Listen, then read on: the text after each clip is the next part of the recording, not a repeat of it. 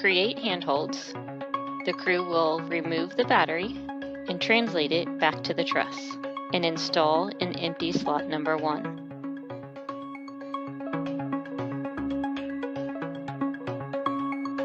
Throughout the EVAs, Bob will need to move his foot restraint to reach each battery. Next, the battery in slot 2 is removed and translated over to the pallet. At the EP, Chris is in a foot restraint and places the battery on his BRT, or body restraint tether. Chris will release the adapter plate launched underneath the battery. Like with the batteries, he has to use the ratchet to release the high torque and then the PGT to fully release the bolt. Chris removes the adapter plate to hand to Bob.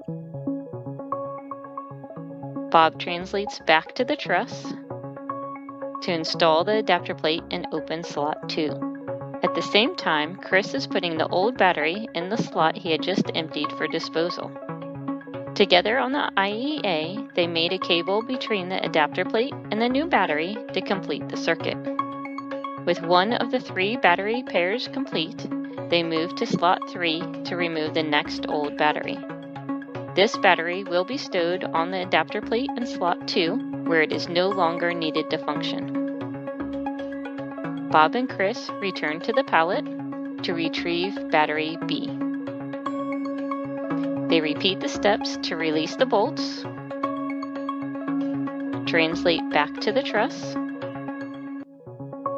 and together install in empty slot number 3. At this point, Bob and Chris begin cleanup on the first of the 2 1 Bravo battery channel EVAs. They also prepare for the next EVA, including moving foot restraints, securing tools and bags where they will be needed. Once the worksite is clean, Chris translates from the end of the S6 truss, pausing to reconfigure their safety tethers on the return to the airlock.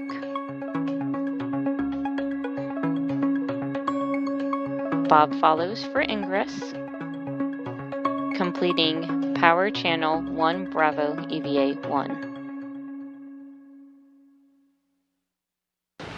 So again, the primary tasks for today, as illustrated in that animation, are to remove 3 existing nickel-hydrogen batteries and replace them with 2 new lithium-ion batteries. The batteries store electricity for 1 pair of the station's solar arrays. Cassidy and Hurley will also be installing an adapter plate to complete the circuit to the new batteries and relocating the nickel-hydrogen batteries, 2 of which will be moved to an external platform for future disposal.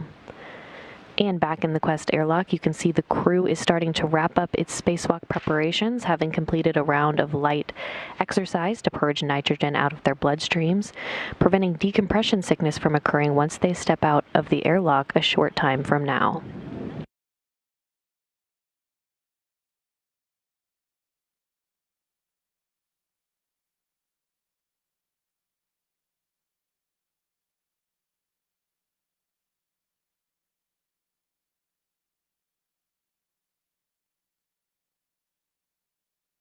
Again, in your view now, on the right is NASA astronaut Doug Hurley, and he's the crew's suit-up lead for today, backed up by Russian cosmonaut Ivan Wagner, who is in the left field of view.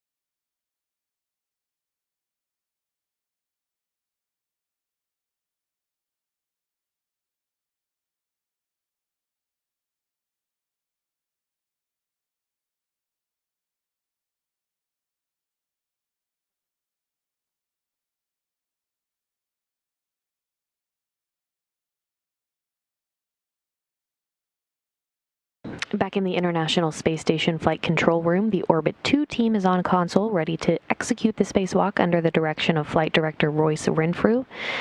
To his right at the Capcom console is the ground IV for today's spacewalk, Jasmine McBelly, who essentially serves as a spacewalk communicator, talking directly to the two spacewalkers from start to finish of the spacewalk today, helping them choreograph the tasks and procedures. And to her right is Capcom, or capsule communicator, David St. Jacques of the Canadian Space Agency.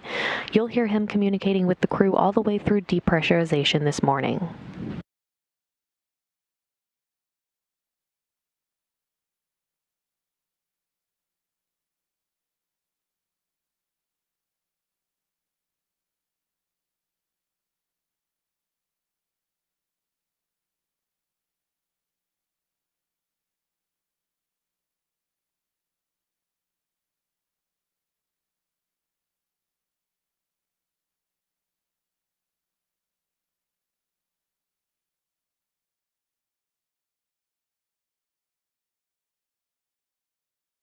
Back in the equipment lock section of the Quest airlock, the crew is suited up, running through some final procedures before venturing out into the vacuum of space this morning.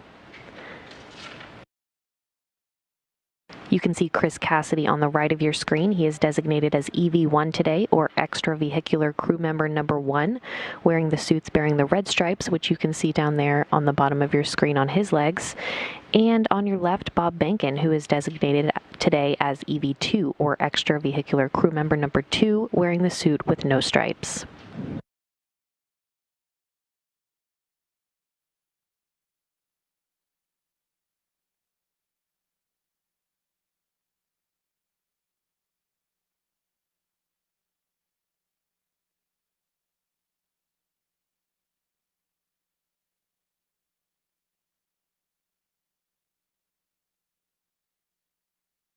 Airlock, we're pausing the in-suit pre-breathe clock at GMT 10:17.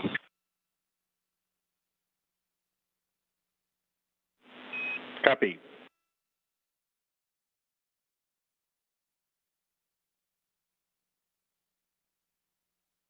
And you just heard the voice of NASA astronaut Doug Hurley. Again, he's the crew's suit-up lead for today. He's in the middle of your screen now, backed up by Russian cosmonaut Ivan Wagner toward the bottom left side of your screen.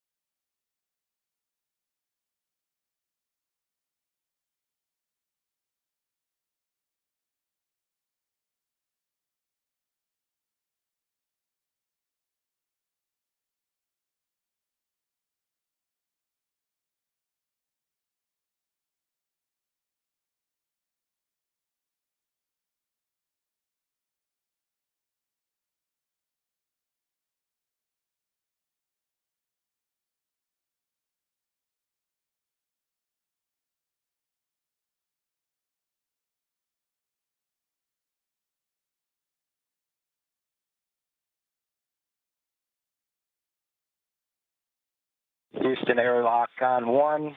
The expended MEDOX canisters are temps go to node 1, serial numbers 18 and 22, and they're both capped. Okay, copy all.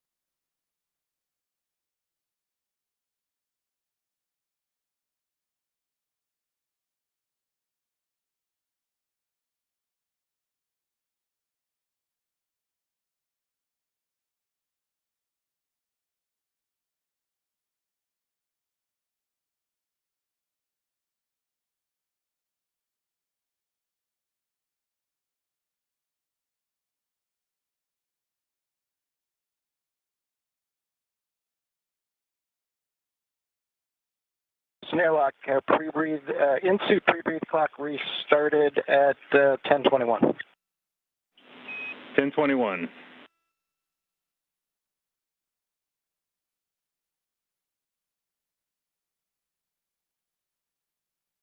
Gents, next is the manual leak check, so check your suit pressure status, please.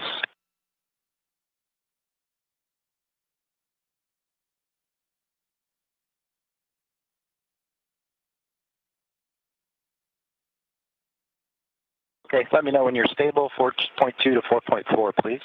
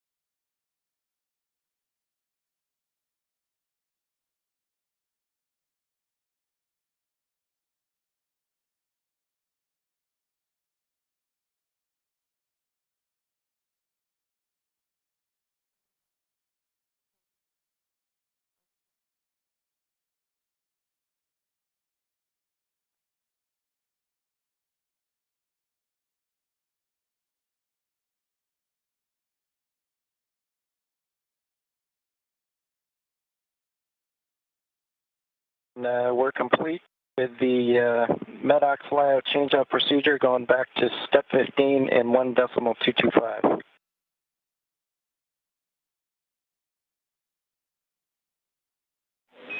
Okay, copy and concur. We'll see you back in 1.225.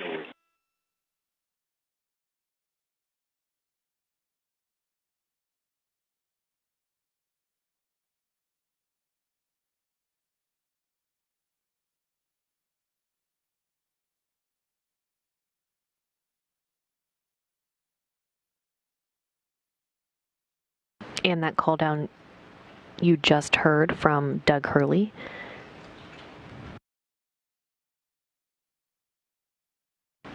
And a response from Capcom, or Capsule Communicator, David St. Jacques. Again, you'll hear him communicating with the crew all the way through depressurization this morning.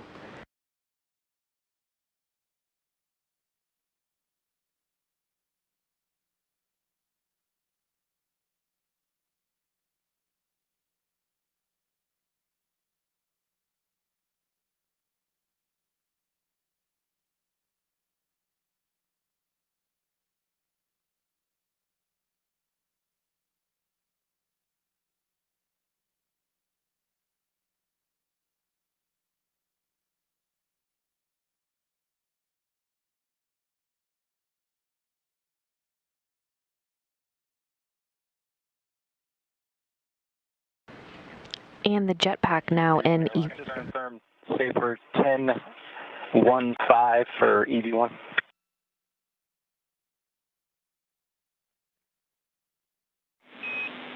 Yeah, it's affirmative. 1015 for EV1.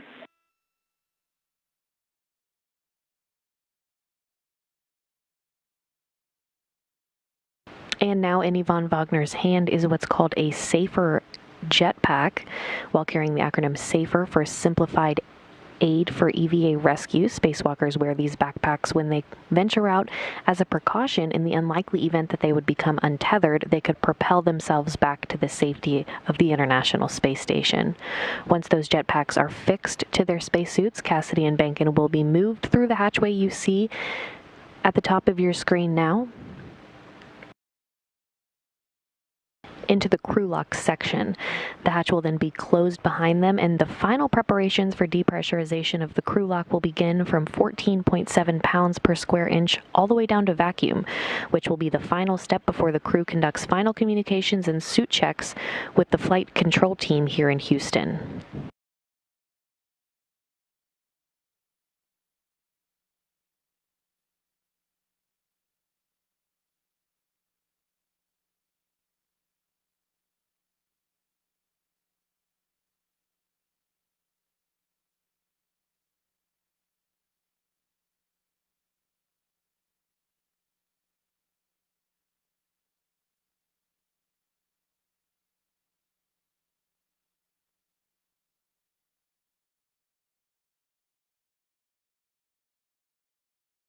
Doug Hurley and Yvonne Wagner will now work to install that SAFER onto Chris Cassidy's suit. And again, SAFER stands for Simplified Aid for EVA Rescue.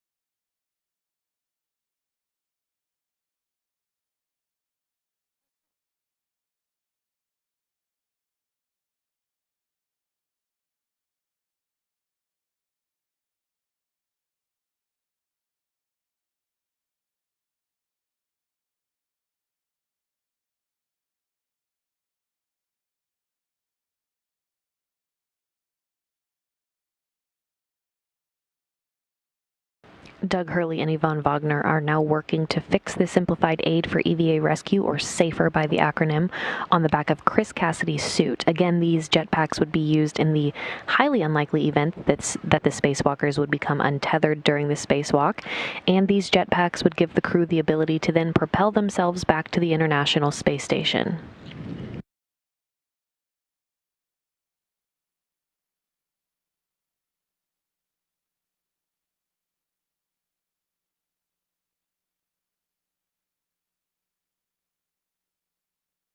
And these space suits, the extravehicular mobility units, or EMUs, are the suits you see Cassidy and Bankin in now.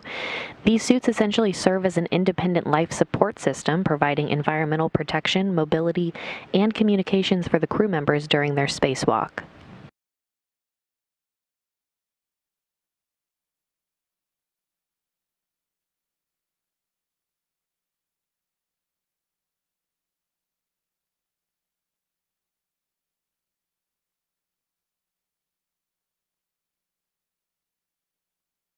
The spacewalk today marks the 228th spacewalk in support of International Space Station assembly, maintenance, and upgrades, and the first spacewalk for Expedition 63. This will be the 7th spacewalk for Station Commander Chris Cassidy. His 6 previous spacewalks bring his total time to 31 hours and 14 minutes.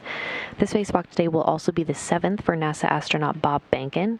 His previous 6 spacewalks bring his career total time to 37 hours and 33 minutes.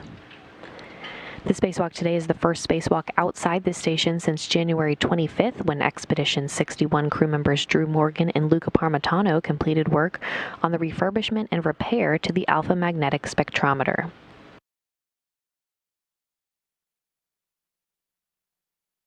The primary tasks for these spacewalkers today are to remove 3 existing nickel-hydrogen batteries and replace them with 2 new lithium-ion batteries. The batteries store electricity for 1 pair of the station's solar arrays. Cassidy and Hurley will also be installing an adapter plate to complete the circuit to the new batteries and relocating the nickel-hydrogen batteries, 2 of which will be moved to an external platform for future disposal.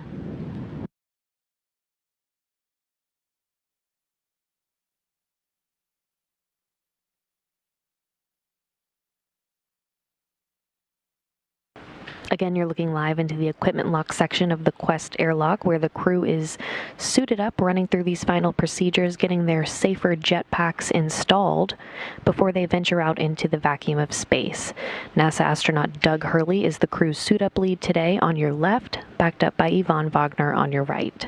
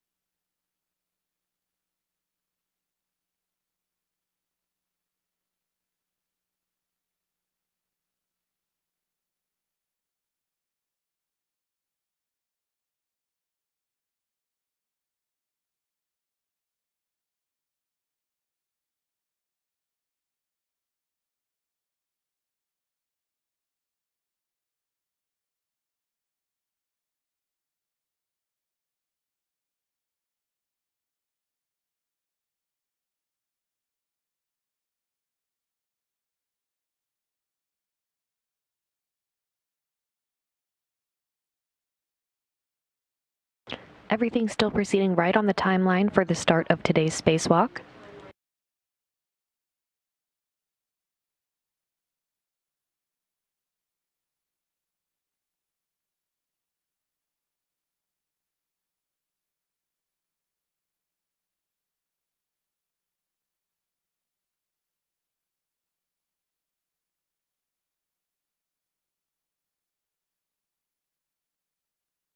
Doug Hurley and Yvonne Wagner now working to install Bob Behnken's safer jetpack on the back of his suit.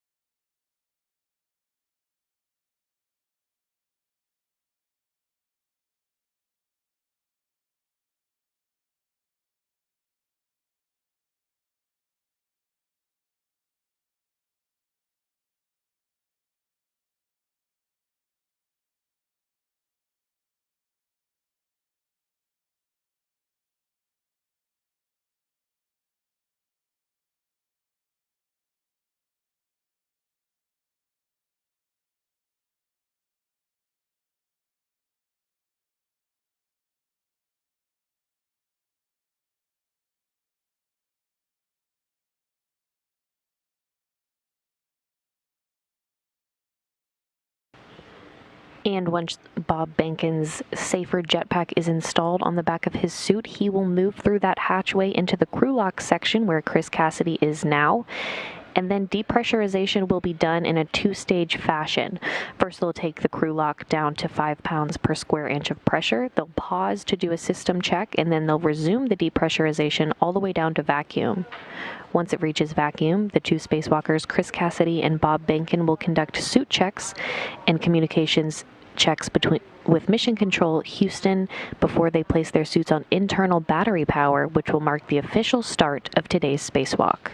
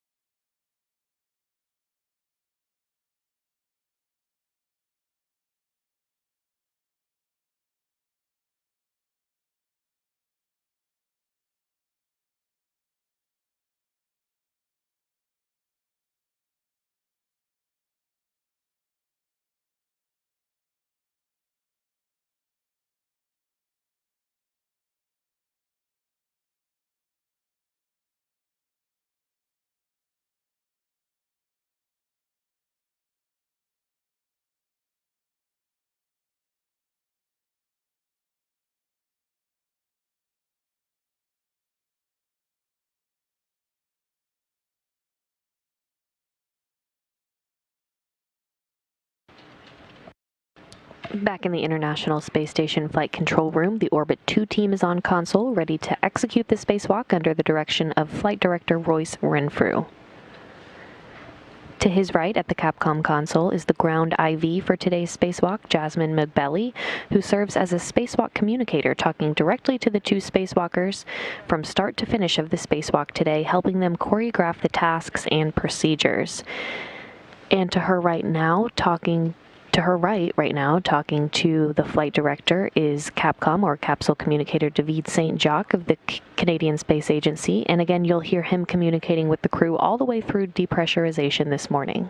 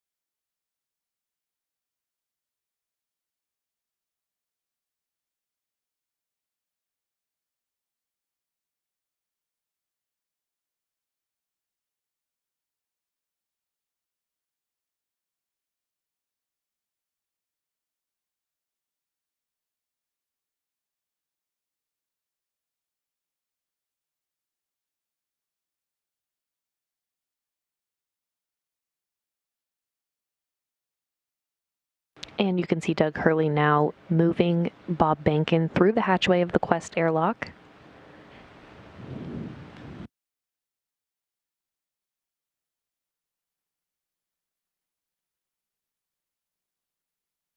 With Cassidy and Bankin completely through the hatchway now, into the crew lock section of the Quest airlock, the hatch will be closed.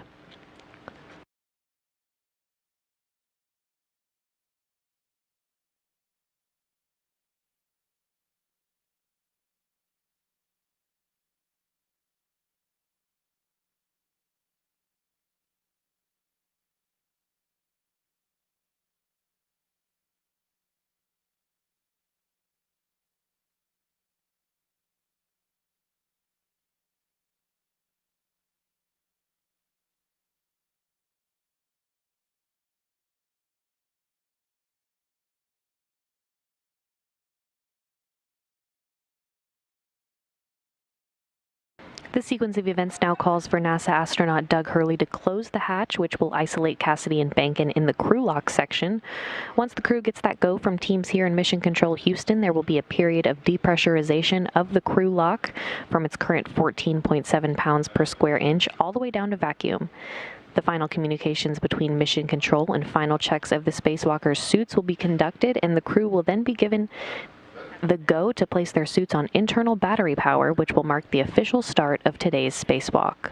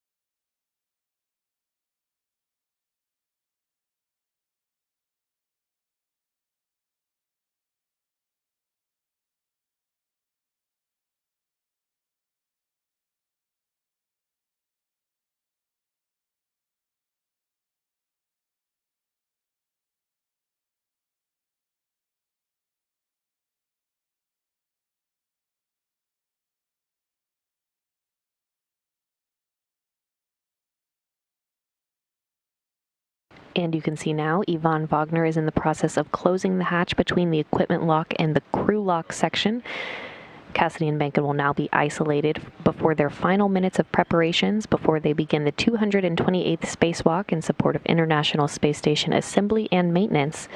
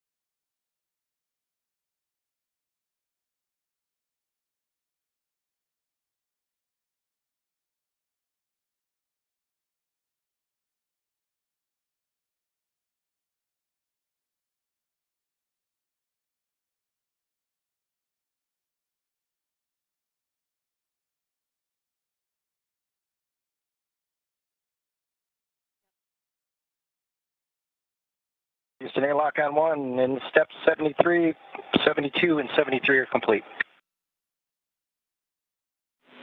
Okay.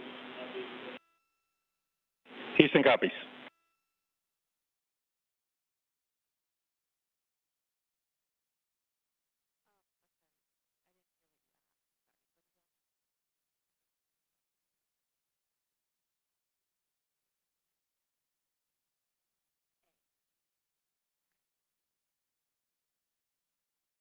And Houston, you guys have got steps 74 through 76. Concur? Yeah, concur. We're putting in work.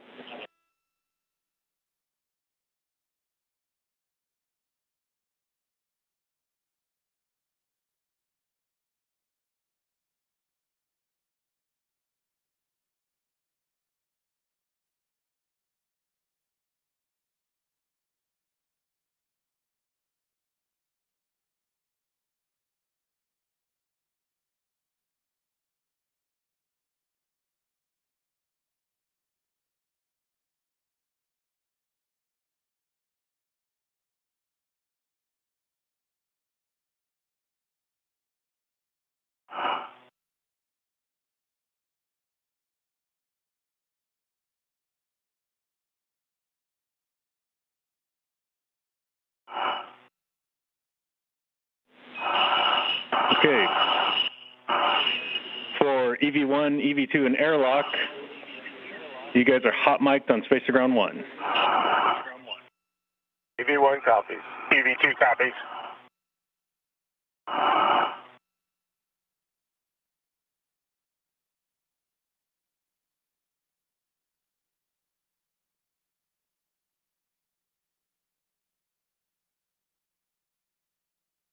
Okay, Bob, on the UIA, check the switch depress pump power to off. Okay, the depress pump power is off. Check the depress pump enable LED on. It's on. Houston, your go in step 80.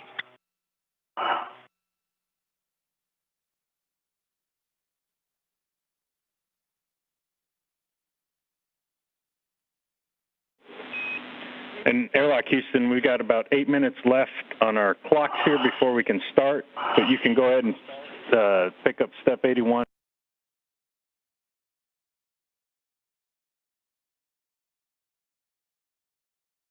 Copy, 8 minutes.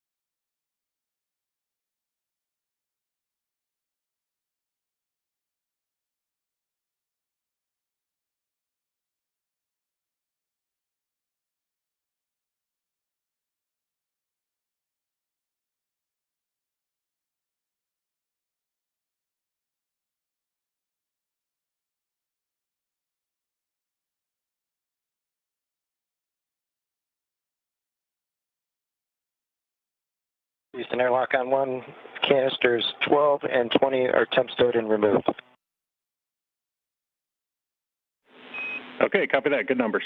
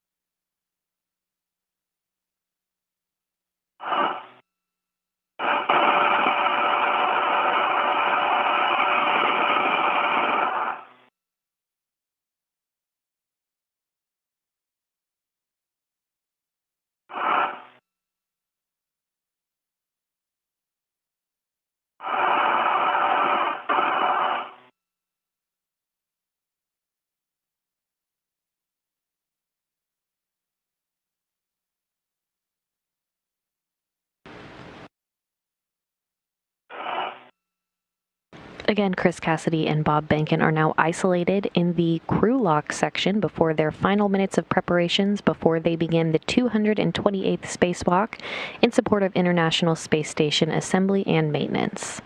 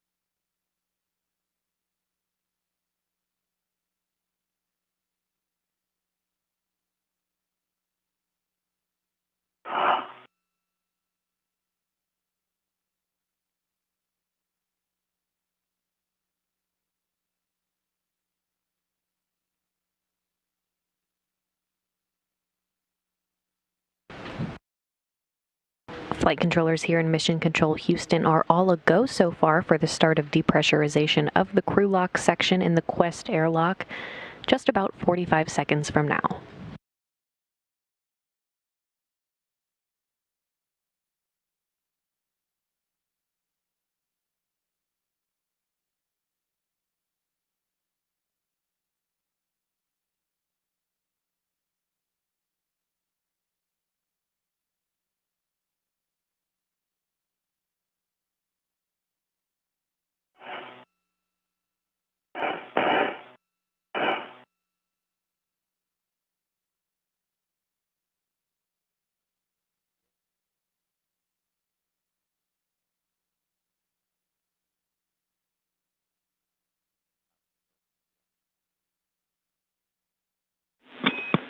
Airlock Houston on space to ground 1. Getting back to step 80. You are go to perform step 80. And with that, we're going to turn you over to Jaws and David. You guys have fun today. Happy go with step 80. Thanks, Neil.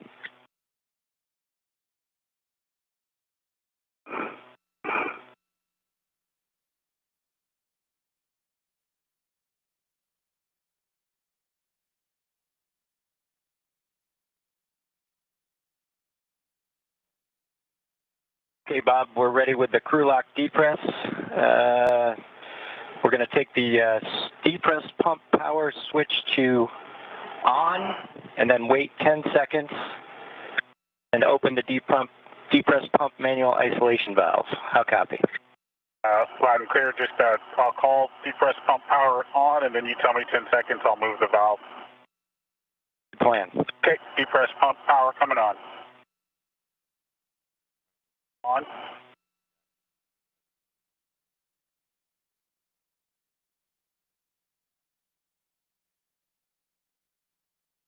There's 10 seconds. Depress pump manual ISO to open. Expect an alert tone and monitor your suit gauge less than 5.5 psi.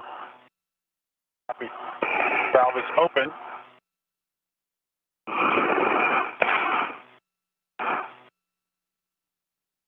My seat pressure is rising as expected.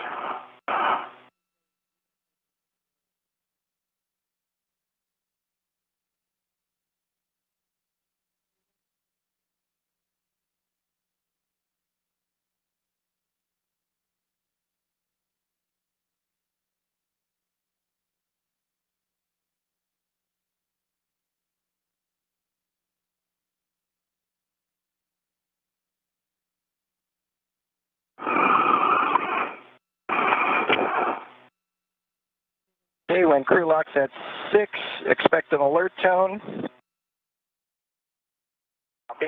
Copy.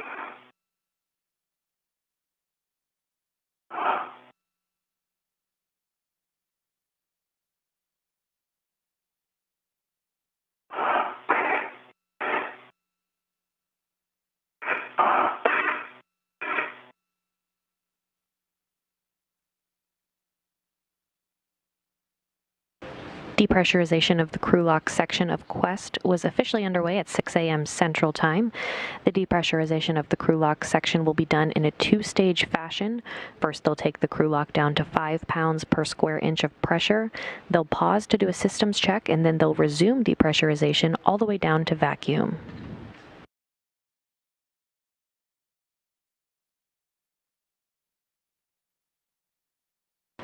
Once it reaches vacuum, the two spacewalkers will conduct suit checks, communications checks with Mission Control here in Houston before they place their suits on internal battery power to officially mark the start of today's spacewalk.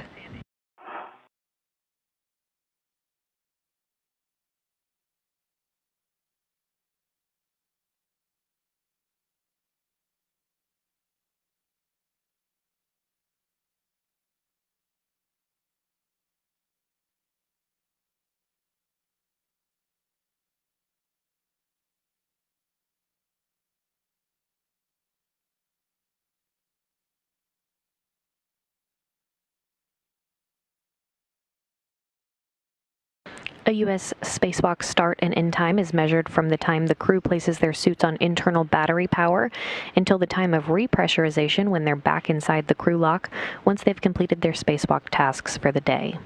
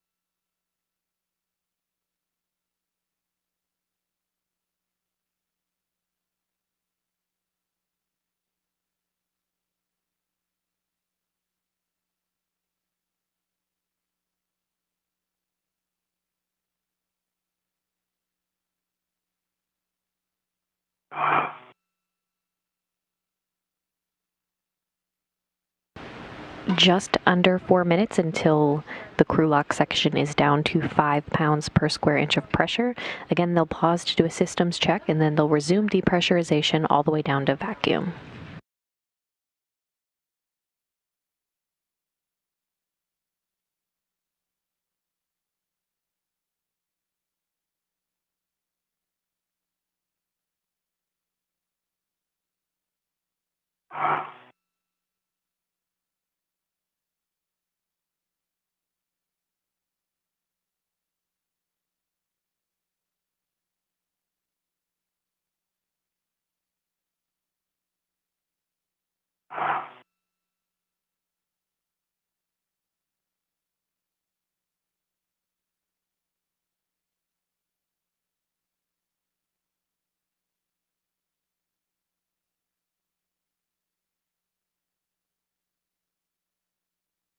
Coming up on 6 pounds per square inch now. Again, they're waiting until it gets down to 5 pounds per square inch. 5, you'll be taking the depress pump manual isolation valve to close, and I'll back you up on that call as well from the inside. Copy.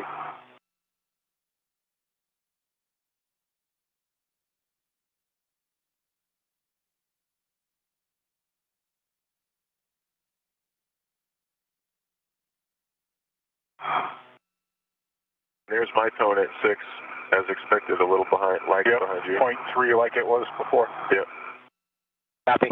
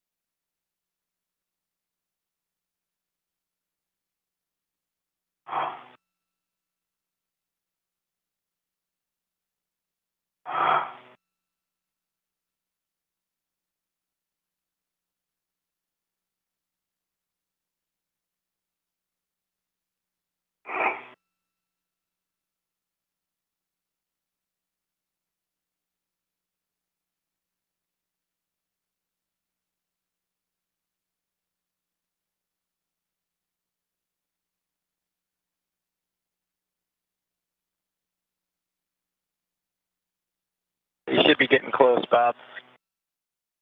I'm showing 5.1,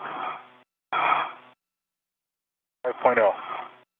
Okay, we heard the valve. Okay, on both of your DCMs, move your status until you get leak check displayed. Check display.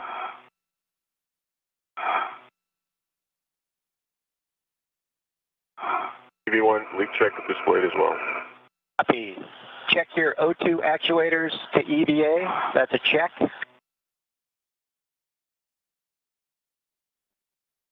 I think we have to got do to the get in the leak check. Yeah, follow the instructions.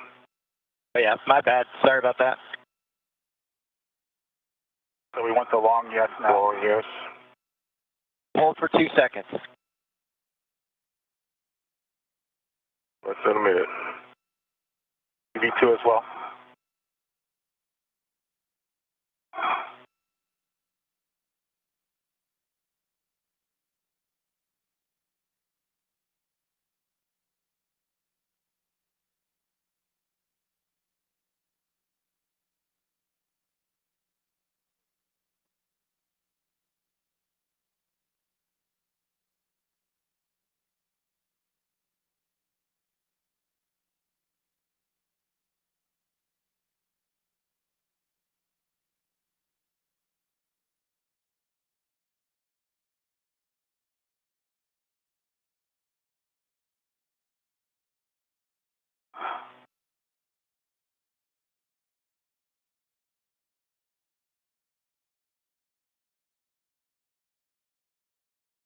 EV1 leak check complete. EV2 leak check complete. Copy, EV1 and EV2. Check your O2 actuators are in EVA. One there now, EV1.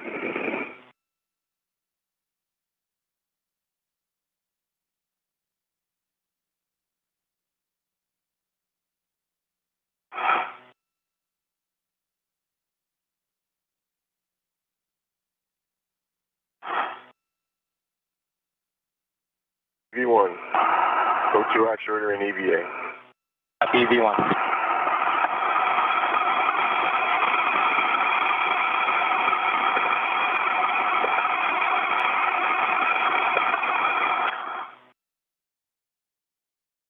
EV2 is in EVA. Copy, EV2 and EVA. Okay, next step for you, Bob, depress pump manual ISO valve to open. Expect an alert tone. Depress pump manual isolation valve coming open.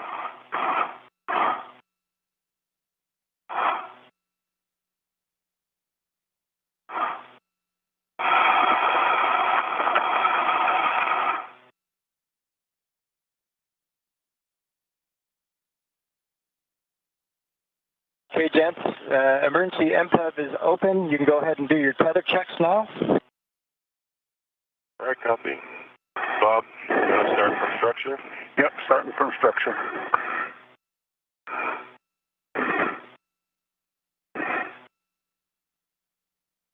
Okay, I've got the airlock waist tether closed and locked on the airlock D-ring extender. That large hook from the airlock waist tether is closed and locked onto my left waist tether. Hook on my left waist tether, the large one is closed and locked, and the small one is closed and locked on my D-ring extender on my left side.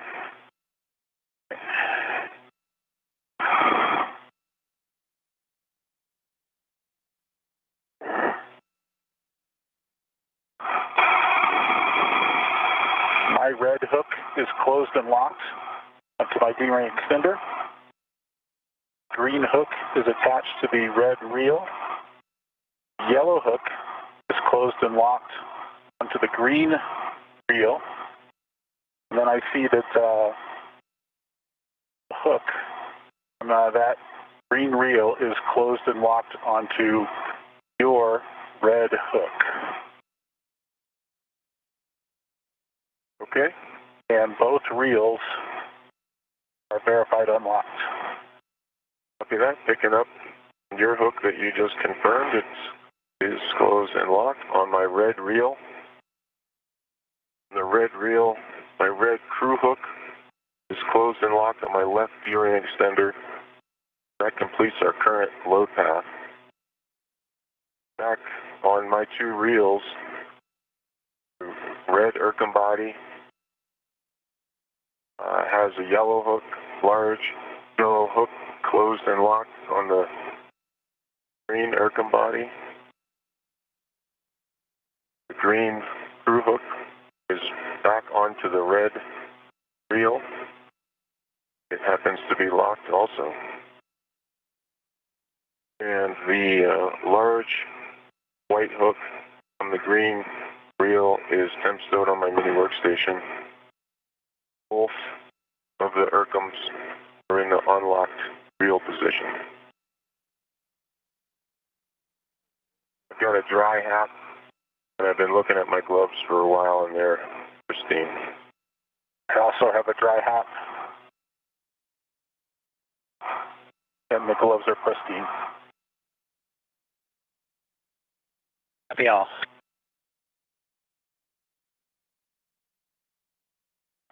Coming up on 2 PSI. Copy, concur. When you get to 2, you'll take the depress pump manual ISO valve to close.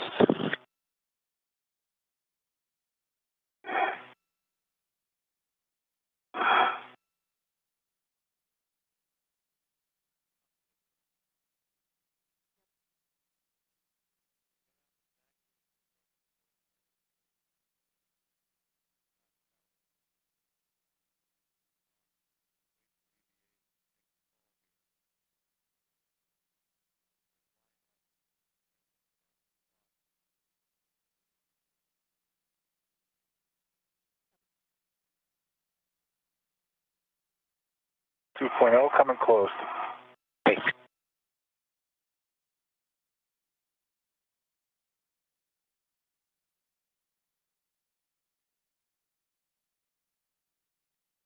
And once you get it closed, take the depress pump power switch on the UIA to off.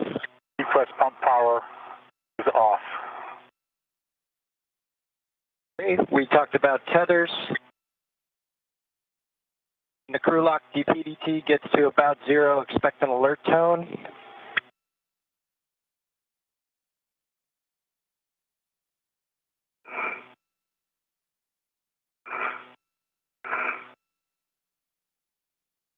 And then when EV hatch delta P is less than 0.5, you can open and stow the EV hatch. Copy all.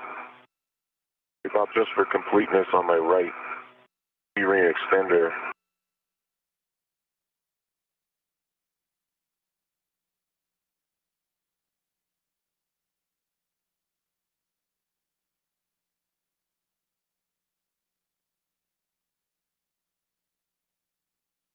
And we're in a quick handover between satellites right now, but we should be regaining those communications here shortly.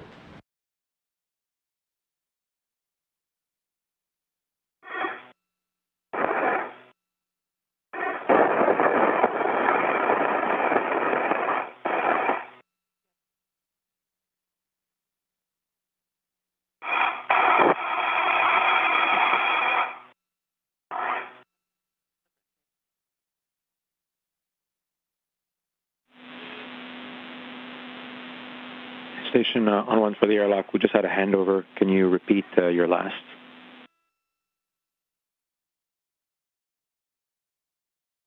Hello, Debbie. I was just completing the final feather hook check, and that was on my right E-ring extender. I have a closed and locked small hook to my waist tether, and my waist tether big hook is tempstone on my mini workstation. Okay. Copy all. Good config. Thanks.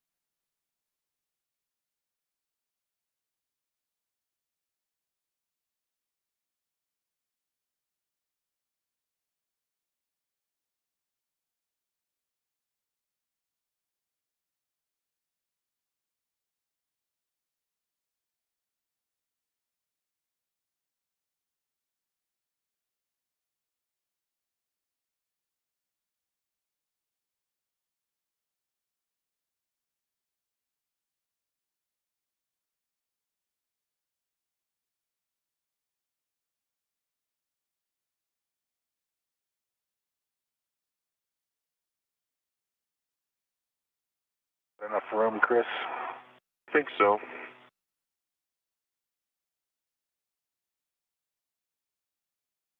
Hatch gauge, hovering right around 1.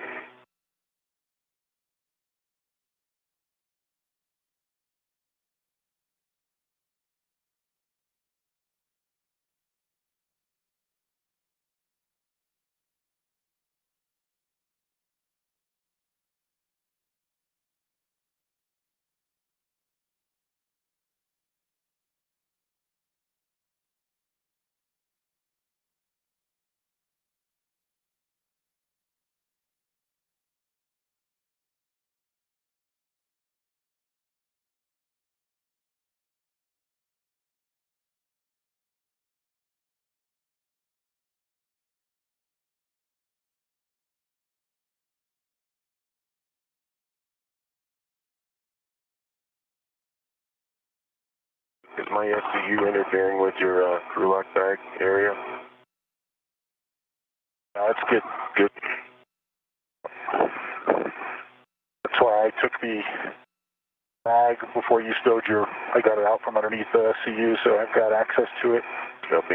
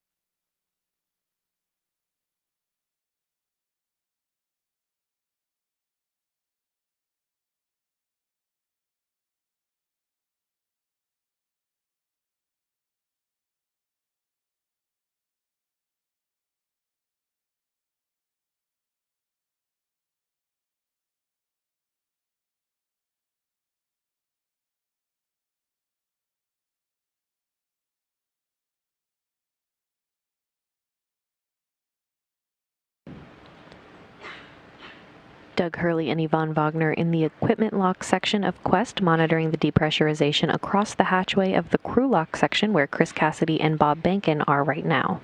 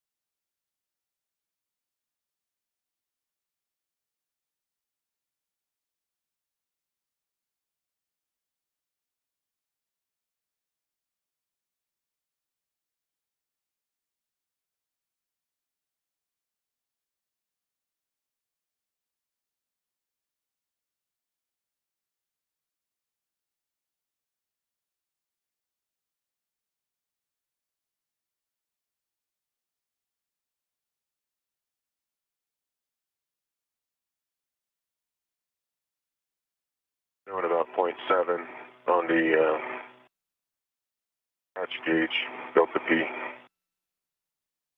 Copy. Showing about 10 millimeters here before you should get to 0.5.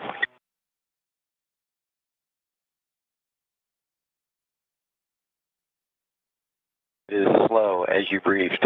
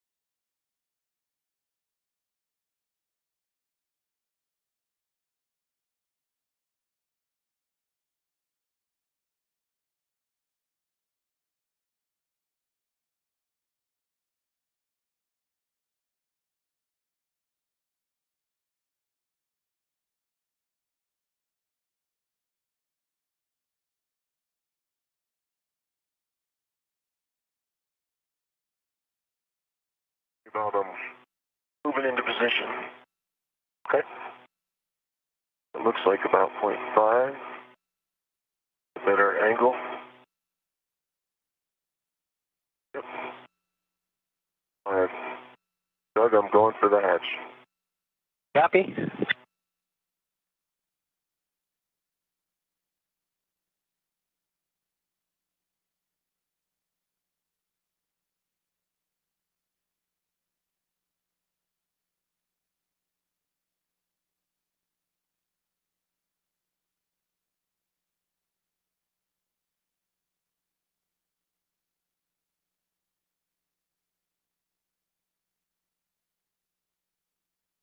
Daylight, daytime.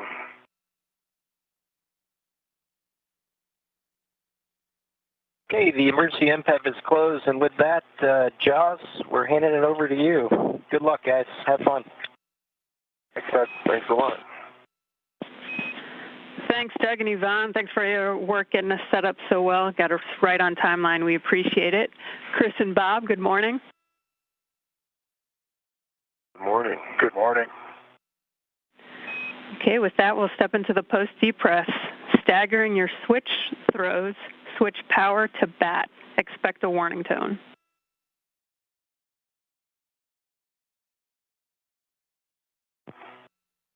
V1 power bat.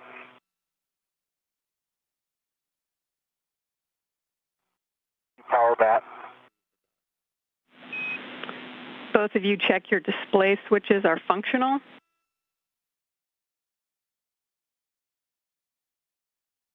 EV1 display functional. No light, no bite light. EV2 display functional, no bite light. Bob, on the UIA, you'll switch power EV1 and 2 to off. EV1 and EV2 power are off. Okay, you'll check the 4 LEDs, power EV1 and 2 are off. Verified off. Okay, both of you can disconnect your SCUs from the DCM, install the DCM cover, and stow the SCU in the pouch. Good work.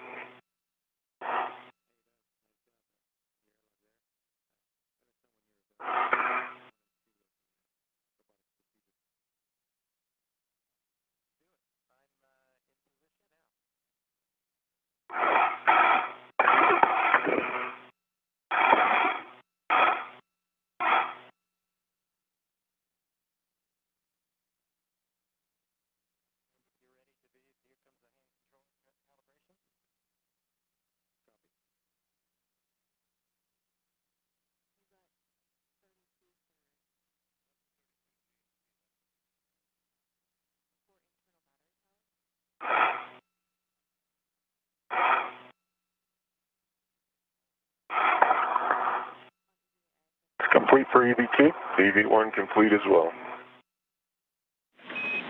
Okay, Bob, on the crew lock, check the depress pump man ISO valve is closed. Depress pump man ISO valve is closed. Both of you can take your temperature control valves to max hot.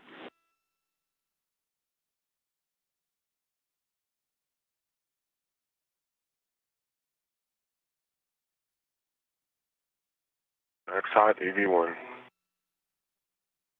Max hot EV2. It's going down, Bob. You can both switch water on. Water on EV1. Chris Cassidy and Bob Bankin have officially placed their suits on internal battery power, marking the official start of today's spacewalk at 6:32 a.m. Central Time. This will be the first in a series of spacewalks to complete the upgrades to the Starboard 6 truss power system on the International Space Station. Valves to the desired position. Please let us know what they are. 5 EV1.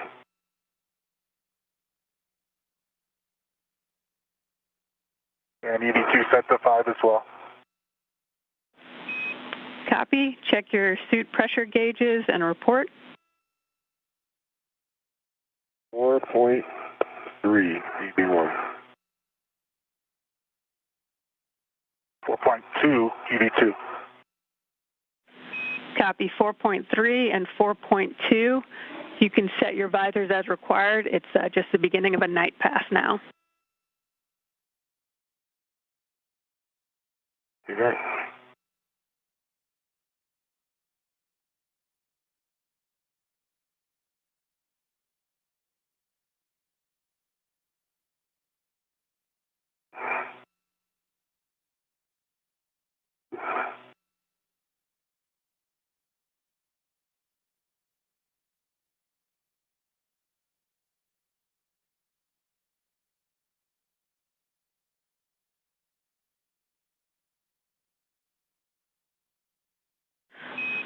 Okay, with that, Chris, if the thermal cover isn't open, you're good to open it and egress the airlock with your medium ORU bag. Thermal cover is open.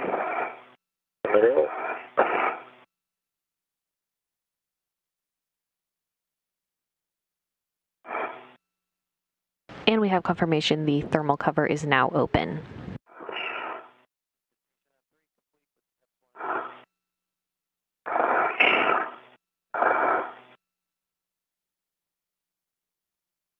Everybody else good?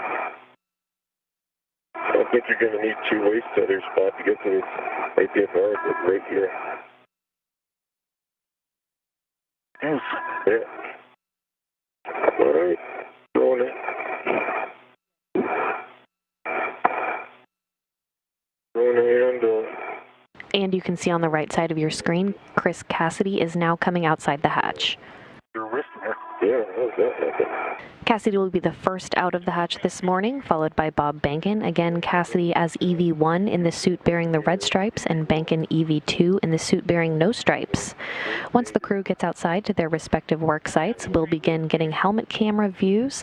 Another way to distinguish the spacewalkers will be through those helmet camera numbers. Cassidy will have helmet camera number 18, and Bankin will have helmet camera number 20. Did you catch if it was starboard or port? Or sorry, was it your left or right wrist mirror? Here's my left wrist mirror. And straight station nadir. Copy, left wrist mirror, station nadir. All right, Bob, moving out. My manual isolation valve is down, and my sticker deploy handle is down.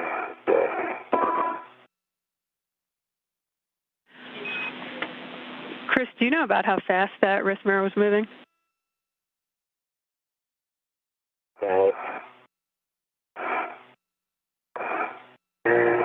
Maybe a foot per second. Copy, 1 foot per second. Okay, Chris, and we didn't copy all your self-checks. If you can just get us those. Green light is on. Which one are you missing?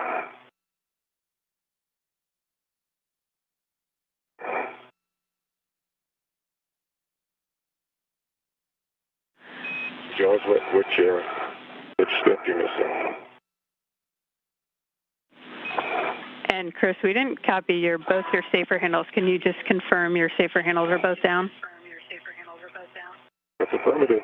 The deploy handle is down, and the manual isolation valve. I'm at 3410 right now. Okay, firm 3410. Down box spare lead. And Charles, I have a go to egress the airlock. Okay, firm Bob, you have a go to egress.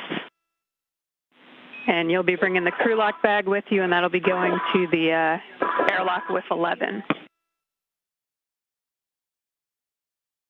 I have the crew lock bag with me. And Bob Bankin now making his way into the vacuum of space. Arrived at the APFR. Copy, Bob, and we'll take self-checks from you as well when able. Josh, was there anything else you missed on the steering on the self-check? We'll want the tabs once you get to the safety tether location. Okay. And for I'm on phase 1, moving starboard. Yeah, I can verify my right safer handle is down.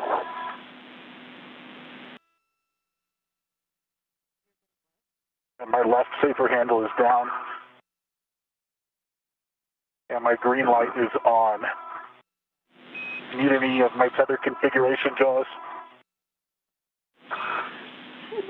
We'll take your tabs, but we don't need tethers.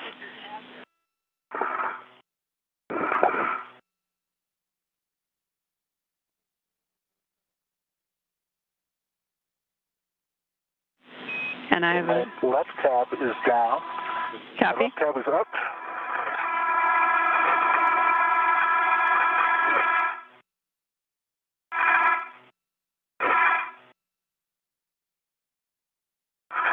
And my right tab. As Chris Cassidy was exiting the airlock, his wrist mirror floated away, and there's no risk to the crew. They're still proceeding with procedures.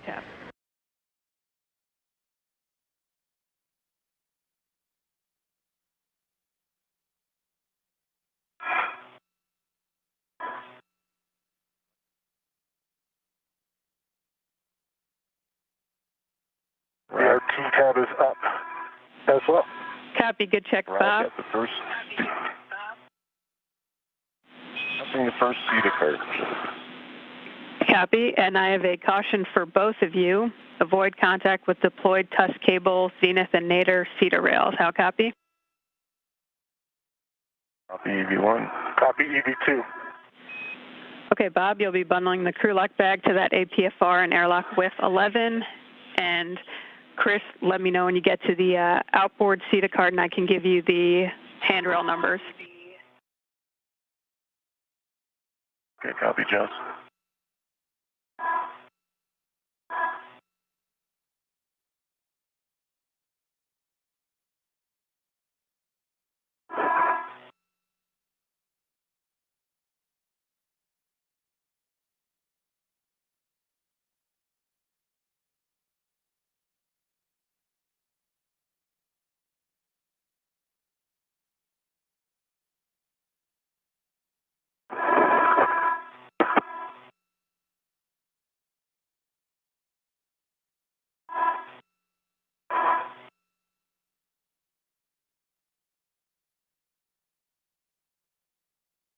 Okay, I'm underneath the outboard cart. I'm looking at 3061 as a handrail. Okay, Chris, that's where you'll drop your anchor hook. My anchor hook is closed. The slider is in the locked position, double checking. Reels are unlocked. Copy, good config. 3V1. And just beside that, you'll see handrail 3060. You'll attach Bob's anchor hook there. Copy all.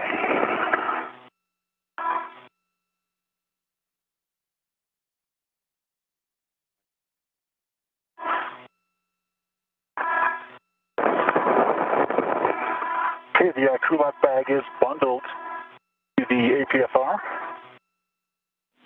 Copy that, Bob. You'll retrieve the bundle with the APFR. You'll leave the whiff extender there. Copy.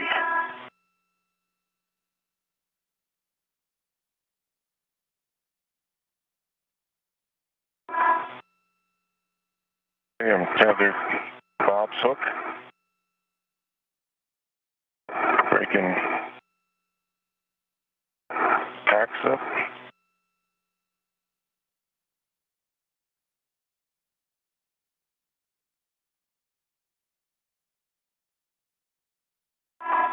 .3060 as Bob's anchor point closed and locked. Copy that. Bob, Ross concurs. You're free to unlock your waist tether. Copy. Hey, from we concur. And Jaws, the BRT is closed on the APFR, and it is tethered as well. Copy, Bob. And Bob, if you can just check your reel is unlocked, you are go to release your waist tether from the airlock waist tether and close the hatch thermal cover. Copy. Okay, the APFR is on my BRT. Copy. And Chris, you'll be translating on that CETA cart to WIF 5 and bundling your ORU bag to the APFR and retrieving it. Okay, in work. And Bob, I'm on the CETA cart. Copy.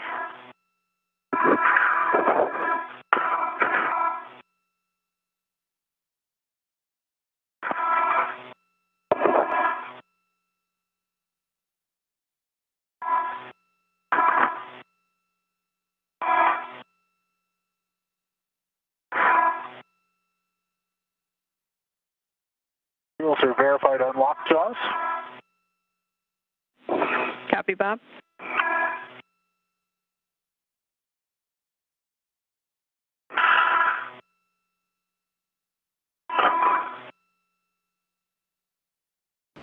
Just over 15 minutes into the spacewalk today, again the first in a series of spacewalks to complete the upgrades to the starboard 6 truss power system on the International Space Station.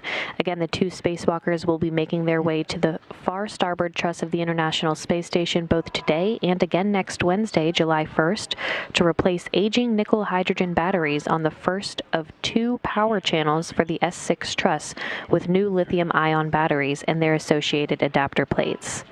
You'll hear the acronym APFR today, which stands for the Articulating Portable Foot Restraints the crews will be using to restrain their feet at their respective work sites. Copy, thermal cover closed. We'll head to the feeder spur. Okay, Bob, copy that. As you get to the top of the Cedar Spur, you'll release your Richmond fair lead. And for both of you, we're already ahead of the timeline, and met rates are high, so if you could slow down a bit. Copy, copy. Okay, and for that caution, avoid contact with deployed radiators. How copy? TV1 copies. TV2 copies.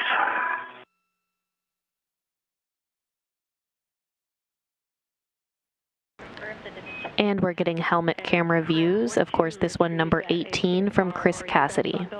I'll have you check your gauntlets in place and check your 3 tabs as well, please.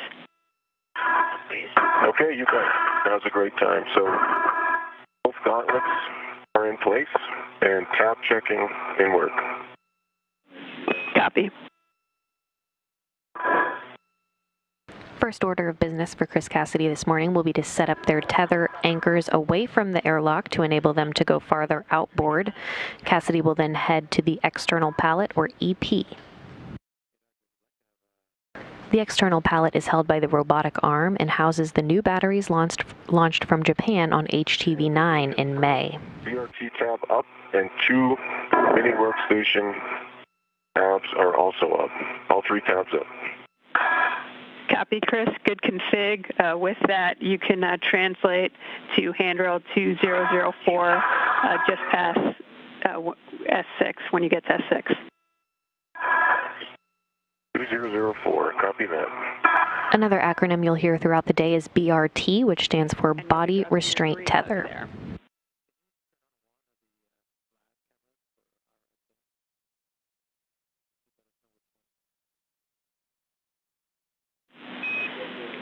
What did he ask for?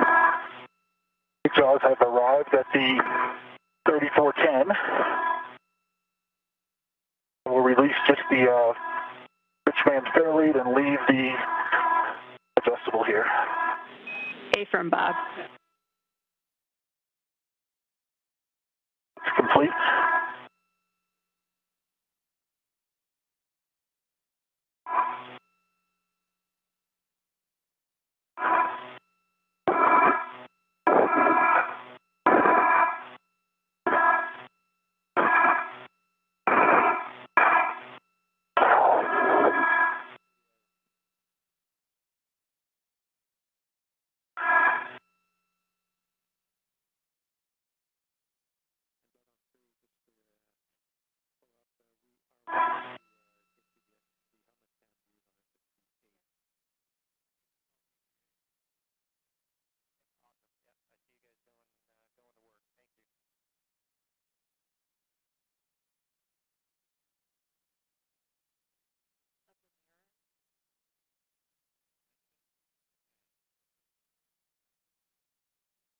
I've reached the forward face of S0.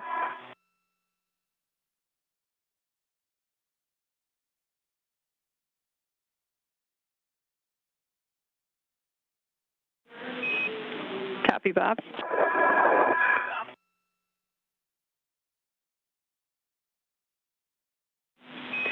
And Bob, you'll be heading all the way outboard on S6, and as you approach the Sarge, if I can just get a check for gauntlets in place.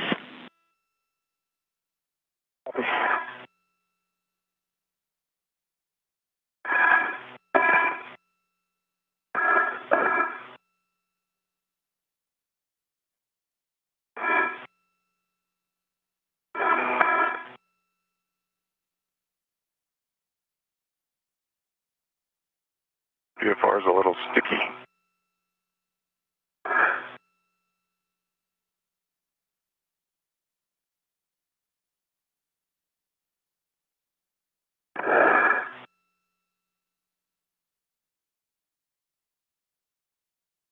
As I got the APFR out, but just as a note, it was release mechanism was a little.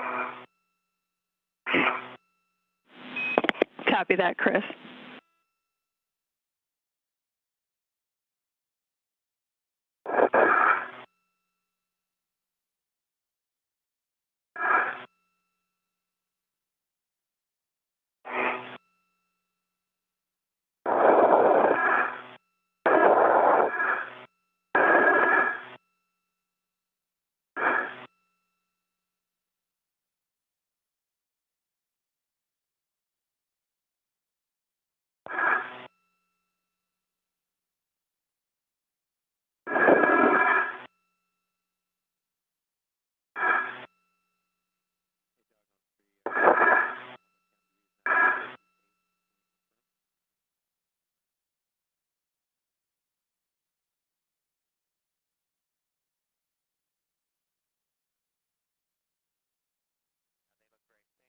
All right.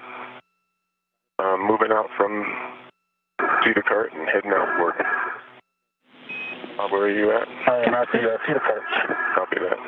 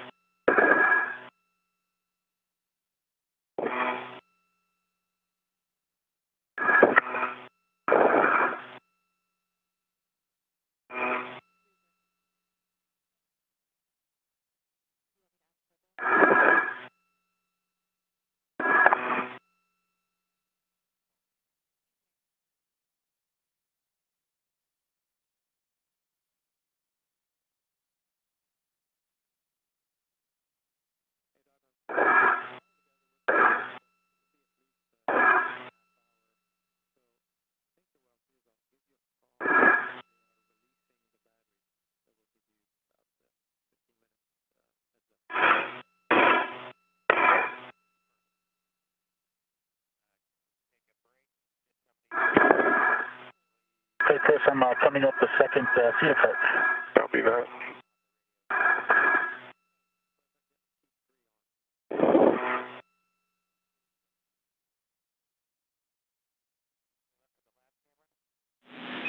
And Chris, reminder for you, you're going to handrail 2004 for your green hook, and Bob will take a gauntlet check prior to crossing the Sarge.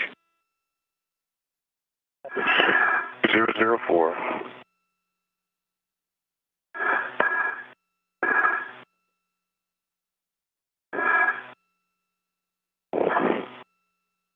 Both of my gauntlets are up, covering my arms. Copy, Bob. I'm at 2004. Okay, Chris, you'll drop your green hook there. See that green hook coming here.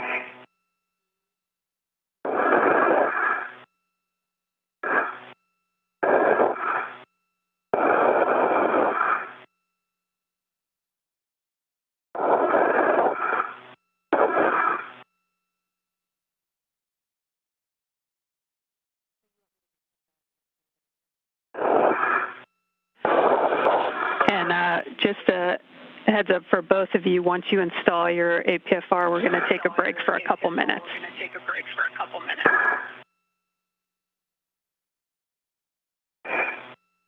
CV2 copies. CV1 copies.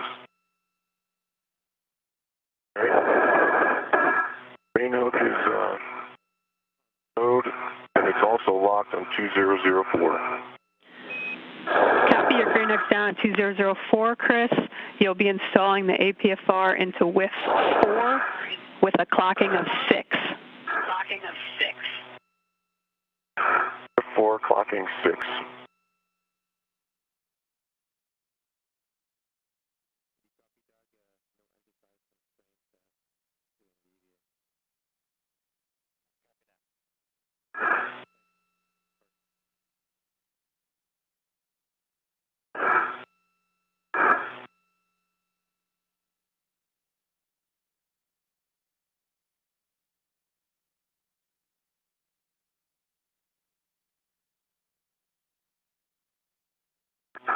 Okay, you want to... I'll just hop up here, Bob, and you can... No, I'll pause here if Jaws is okay with that. Oh, okay.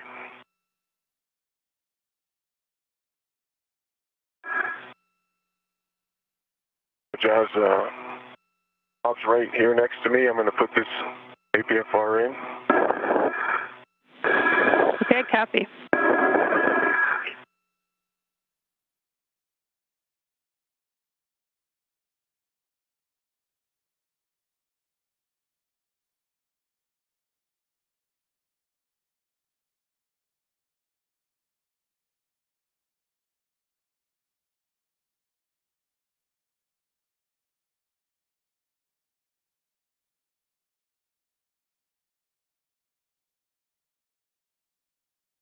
Jaws, what are the rest of the settings besides 6?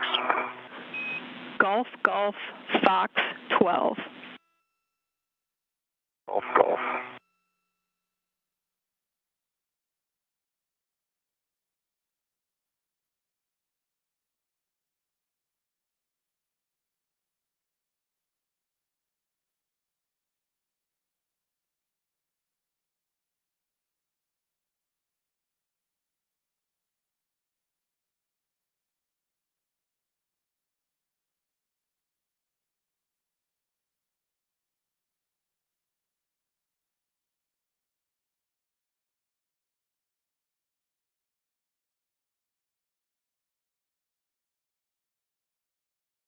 Okay, the black lines are lined up.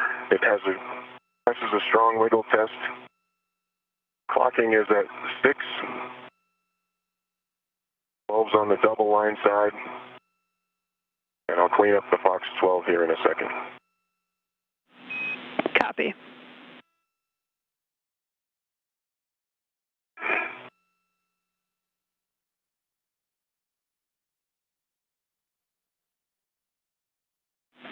And while we're taking this break, now's a good time for me to read some warnings and cautions for the external pallet. The EP wheels are no touch for pinch points. The EP PVGF grapple shafts and curvic coupling teeth are no touch. Translate only on handrails. Do not impart loads into any ORU on the EP. No sudden movements on the pallet. Maintain less than 0.45 foot per second translation speed. Wait until pallet motion dampens out before imparting any loads. How copy? B1 copy. BB2 copy. Tom is a little garbled. Me at this. Do you hear the same thing, Bob? No, the combo's okay for me.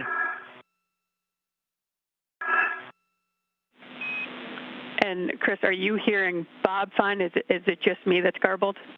No, it was just you in that last transmission. Now you're fine. Okay, great.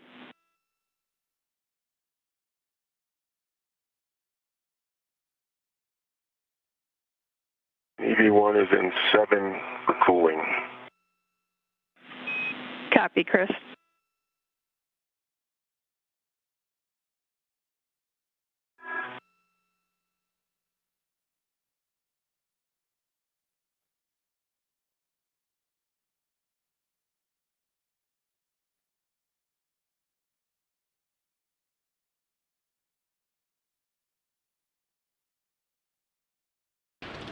Now 30 minutes into today's spacewalk, recapping the milestones so far, Chris Cassidy and Bob Behnken placed their suits on internal battery power, marking the official start of today's spacewalk at 6:32 a.m. Central Time.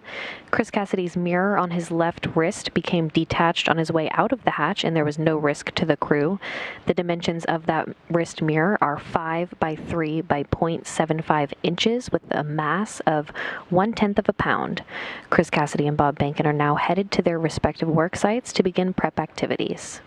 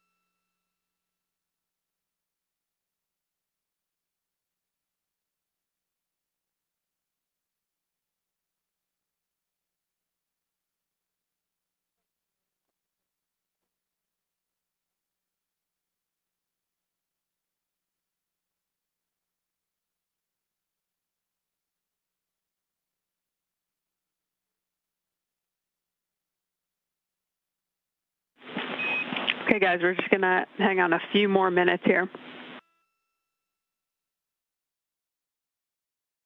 Copy.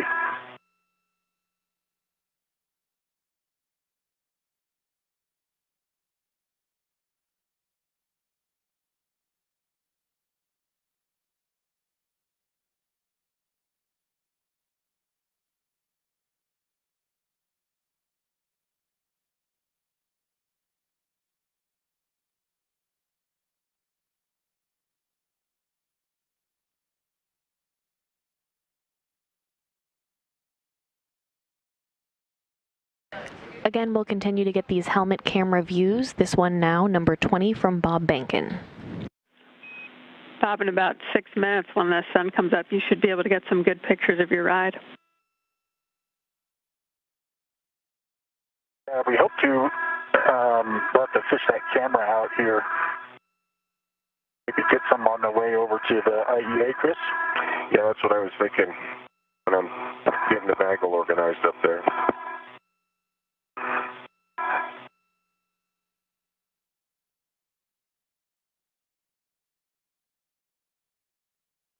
Thanks.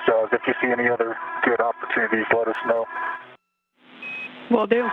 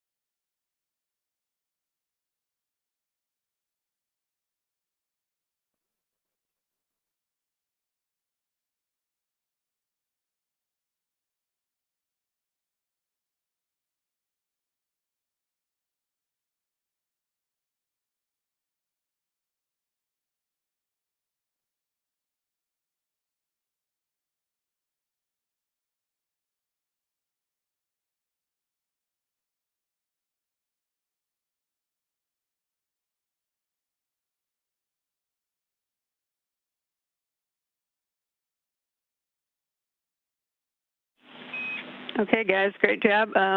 We're going to pick back up slowly. So, Bob, you can continue outboard, and Chris, you can complete the Fox 12 settings on the APFR. All right, let me get out of Bob's way.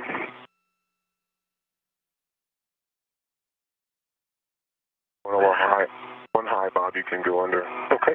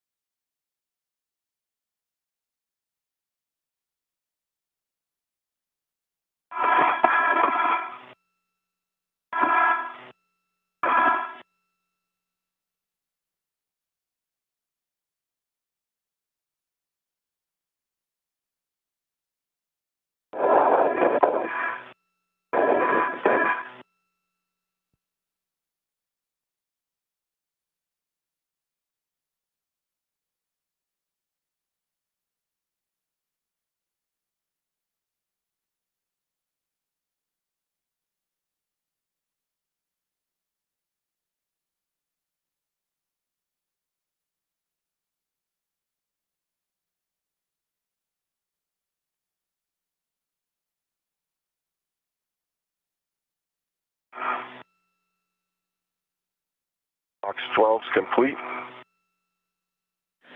Copy, Chris. And can you just confirm the pitch knob has popped out? It is. I'll put another set of eyes on it. Just confirmed, popped out in the locked position. Copy. Thanks, Chris. You can retrieve your RU bag from the APFR, and you have a go to translate onto the external pallet. All right, copy that. Bob, for you, as you get outboard, you're looking for handrail 2076 or 2075, your preference for your green hook. Copy 2076 or 2075. Good words.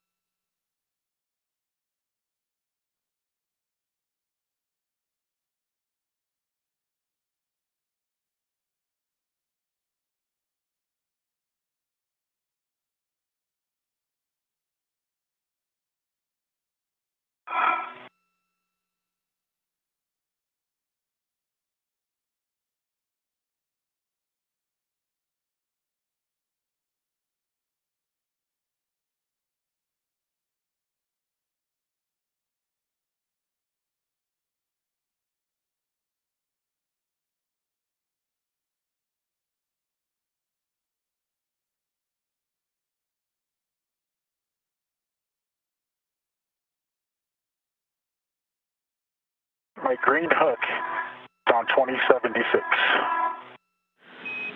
Copy 2076. Bob, you can translate to width 30. You'll be width 30. A firm. And the clocking for the APFR is 12. Thank you, 12. Transitioning to the pallet. Copy, Chris. You're looking for handrail 7325. It's adjacent to battery alpha. You'll stow the ORU bag there. Okay.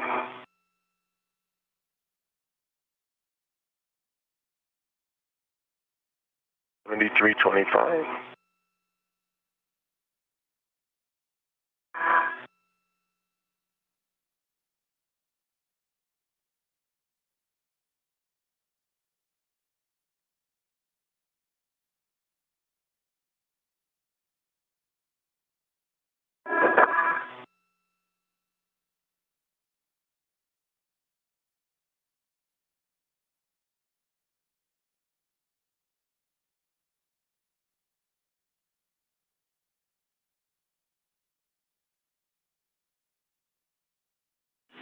You should be coming up on the coast of California soon. If you look south, you might see Hawthorne.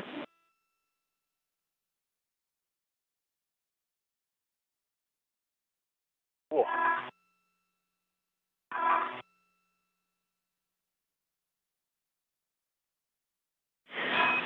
Chris, Does the APFR is installed in width 40 minutes into the spacewalk today and recapping some of those milestones so far, Chris Cassidy and Bob Bankin placed their suits on internal battery power, marking the official start of today's spacewalk at 6:32 a.m. Central Time. Chris Cassidy's mirror on his left wrist became detached on his way out of the hatch, and there was no risk to the crew. The dimensions of that wrist mirror are 5 by 3 by 0.75 inches, with a mass of 1/10 of a pound. Cassidy will still be able to use the mirror on his right wrist for the duration of the spacewalk today. The primary reason the crew wears mirrors on their wrist is to allow the crew to see switches, actuators, and labeling on the front of the suit that is typically out of their view. Labeling is, of course, written in mirror image because it's intended to be read via the mirror. Chris Cassidy and Bob Bankin are now headed to the work site to begin prep activities. And this view now from Chris Cassidy's helmet camera number 18.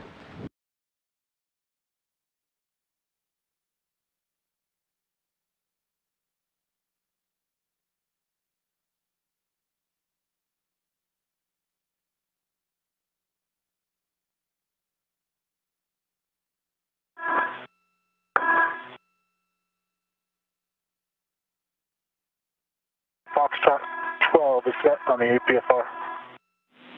Copy, Bob. You can grab your crew lock bag from the APFR and head up towards the radiator side.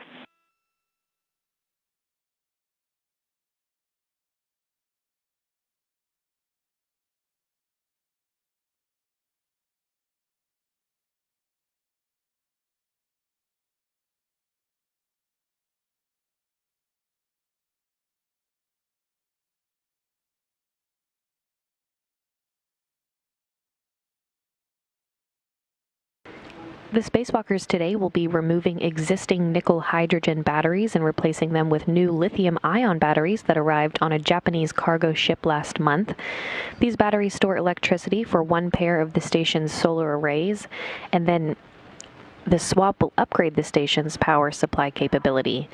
The batteries store power generated by the station's solar arrays to provide power to the microgravity laboratory when the station is not in sunlight as it circles Earth during orbital night.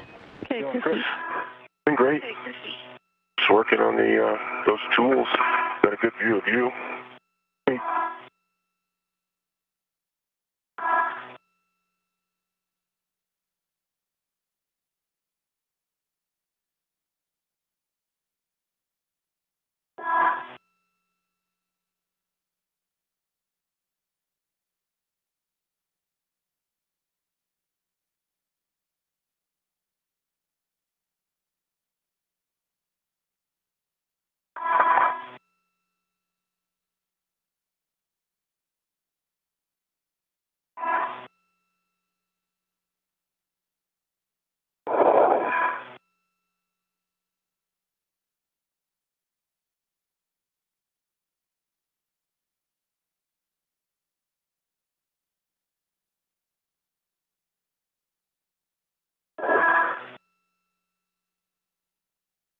Were you going to say something?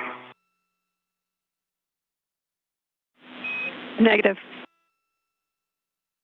Okay.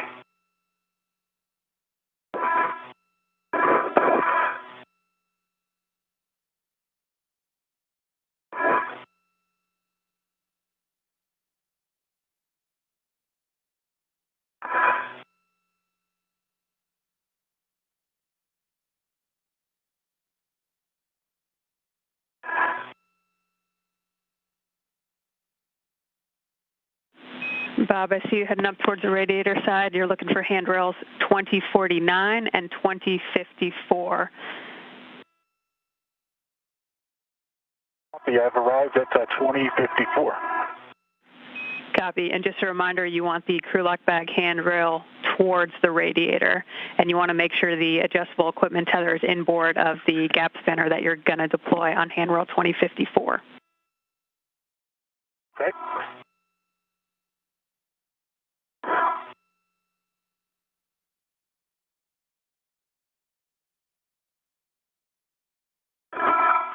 Okay, the crew lock bag is tethered to 2049.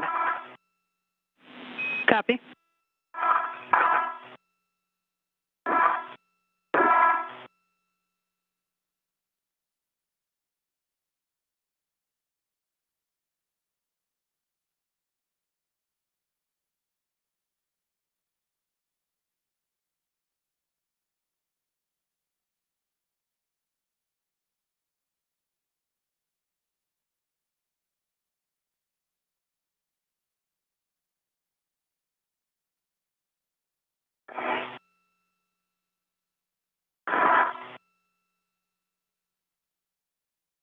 Okay, Jaws, I don't know if you can see my WVS or not. I want to make sure you're happy with that crew lock bag configuration. The Affirm, Bob. tether is inboard of. Okay. Looks good. You can go ahead and start working the gap spanner chain, and that will start from handrail 2054 on the radiator side. Okay, copy. And just a reminder as you do this to make sure you don't trap your safety tether. Thank you.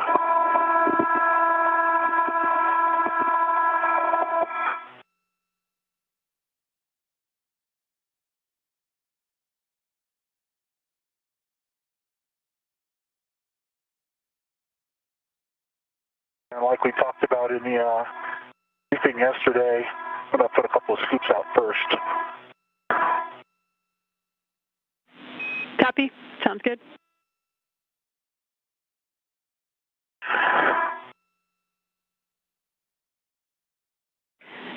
And Bob, did you want to go to battery 1 first? I'd like to go to battery 3 first. Okay, copy. Let me know when you're ready for the clockings. Okay, H2 on battery 3. Will be 9 o'clock, so straight down. Okay. Hey, Josh, I have camera, GoPro, trash bag on me, EGT, and also the ratchet wrench are attended outside. Okay, Chris, you can head back to the IAA to help with the scoops and gap spanners. Roger that. In work. The scoop is installed on H2 at 9 o'clock with the doghouse on the top, which is the handle straight down. Okay, Bob, and for H1 on battery 3, it'll be going to the 10 o'clock, so down and slightly to the left. Copy.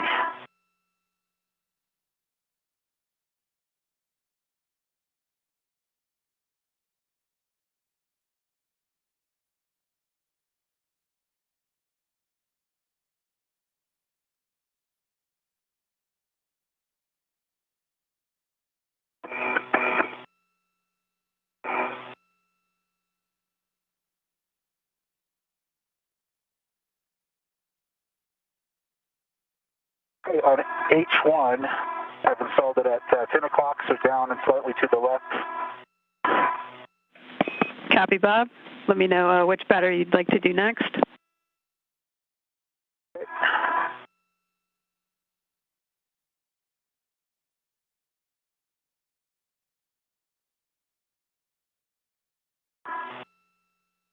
Okay, I think at this point, with these 2 scoops and the ingress aid, the way I've deployed it, we can work on the gap spanner. Okay, copy that, Bob. So you're going from handrail 2054 on the radiator side. The 2054 on the radiator side. Good words. All right, I'm off the pallet and on structure. Copy that, Chris.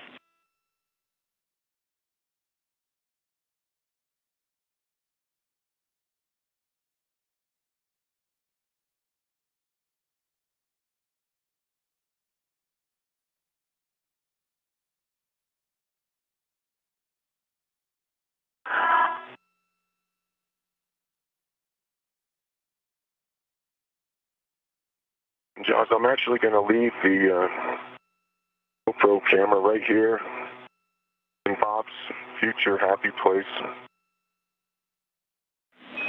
Right Okay. on handrail 2005, which is adjacent to the APFR. Copy handrail 2005.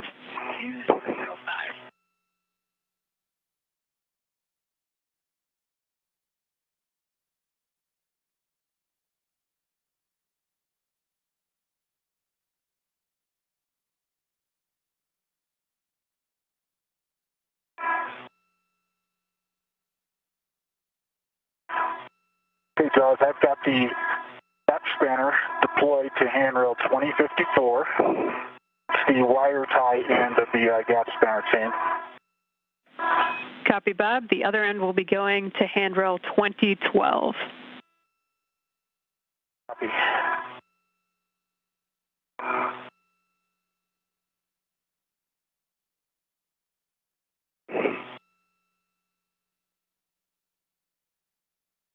All right, Bob, finally heading your way. Sounds good.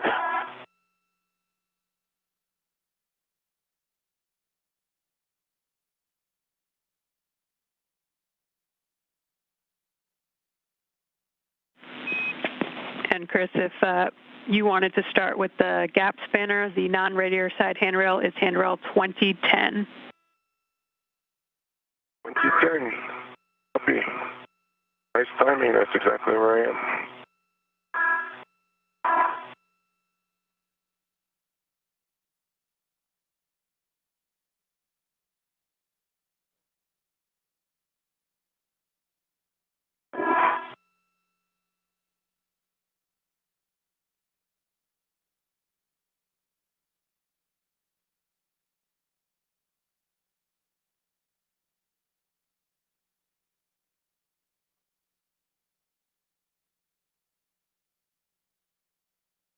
And the still digital camera is on 2010, the same handrail as gap spanner. Copy, handrail 2010 for the camera.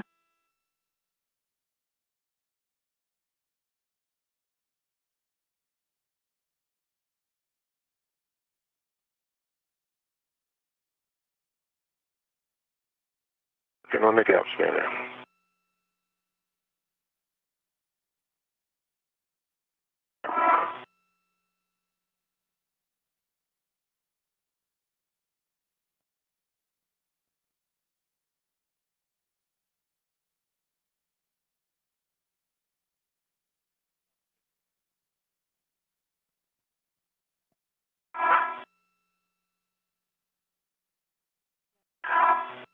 Okay, Jaws, the gap spanner is installed.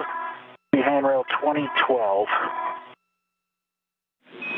Okay, Bob, we'll check, do a tension gap spanner check and tension it down and then turn the buckle 180 degrees to ensure slacks. And Bob, for your essay, we've lost your WVS video.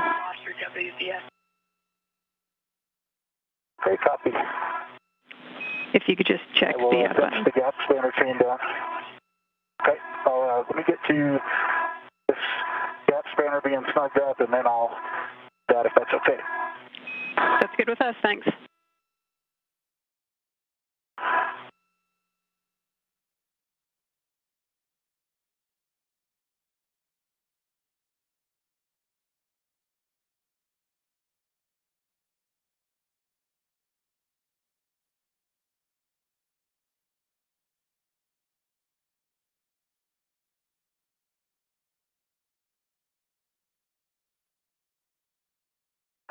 Okay, Bob, working my way up to the radiator side.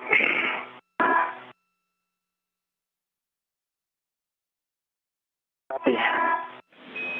Okay, Chris, you're going to handrail 2043 on the radiator side, and reminder to make sure you don't trap either of you or Bob's safety tethers. 2043. Copy. And copy the warning. Okay, I've cinched the gap spanner up reasonably well. The translation on it loosens it back out, but it is looser than a quarter turn.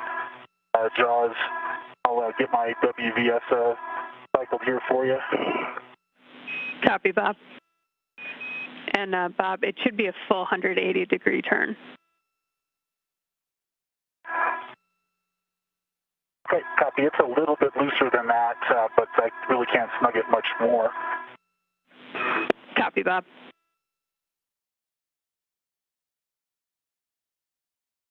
All right, 2043 has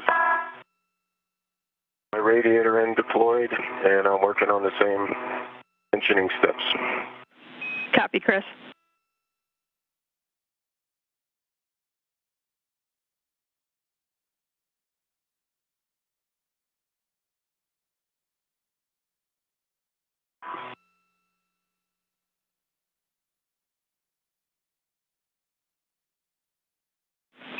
And Bob, we see your camera. It does look like the green light's on. I cycled it. I don't think it was on when I cycled it, but it was hard to tell in the sunlight here. Okay, we see it. Thanks. So for me, my next jaws will be more scoops or the PGT, I think. Is that right? Okay, yeah, A-firm. So before you do the PGT, you'll need to get the scoop to battery 4. Copy. All right, one full 180-degree turn on the buckle. Copy, Chris. And if you want to... A little loose, like Bob was saying, but... Yeah, I think we've heard that from the previous ones as well.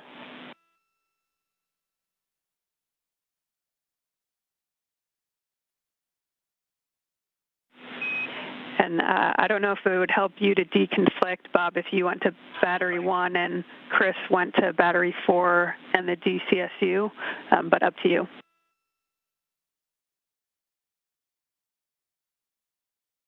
That works. Okay.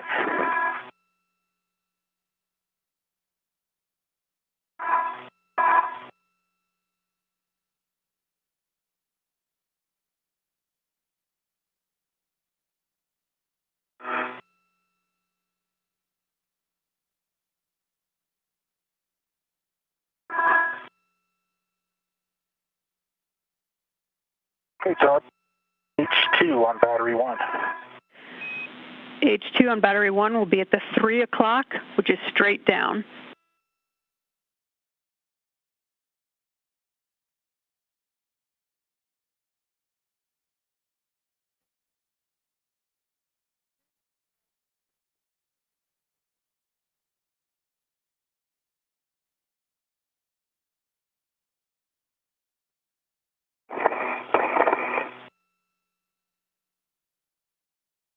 That's complete. H2, 3 o'clock, straight, verified, locked. Copy, Bob. For H1 on battery 1, you'll be going to 2 o'clock, which is down and slightly to the right. Copy.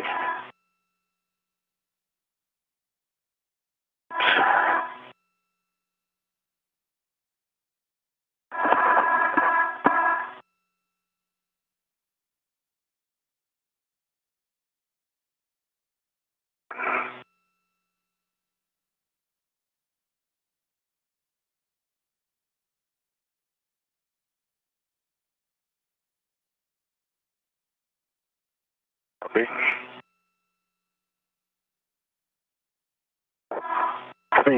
You've got...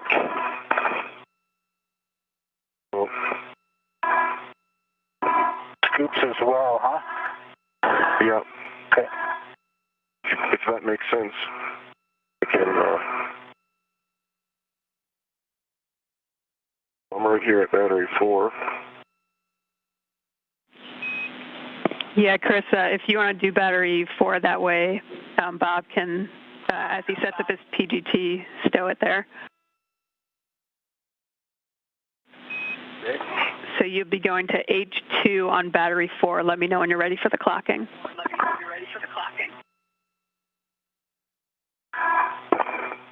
H2 on battery 4. I'm ready for that clocking. It'll be 9 o'clock, which is straight down. And the acronym PGT, which you just heard, stands for Pistol Grip Tool, and that will be used to help the crew release the bolts during some of their procedures today. Now 1 hour into the spacewalk today, recapping some of the milestones so far. Chris Cassidy and Bob Behnken placed their suits on internal battery power, marking the official start of today's spacewalk at 6:32 a.m. Central Time. Chris Cassidy's mirror on his left wrist became detached on his way out of the hatch, and there was no risk to the crew. The dimensions of that wrist mirror are 5 by 3 by 0.75 inches with a mass of 1/10 of a pound. Cassidy will still be able to use the mirror on his right wrist for the duration of the spacewalk. Again, the primary reason for the crew to wear those mirrors on their wrists is to allow them to see the switches, actuators, and labeling on the front of their suit that is out of their view. Of course, the labeling is written in mirror image because it's intended to be read via mirror. Chris Cassidy and Bob Behnken have now arrived at their work sites to begin setting up. Just for size reference on the batteries and adapter plates the crew will be handling today, the adapter plate is 40 inches by 37 inches by 8 inches with a mass of 75 pounds. The aging nickel hydrogen batteries being replaced are 40 inches by 37 inches by 19 inches with a mass of 364 pounds. And the new lithium-ion batteries being installed today are 40 inches by 37 inches by 19 inches with a mass of 428 pounds. I think all I'm doing is I'm going to put this right angle, sorry, the 9-inch head onto my PGT. Okay, copy.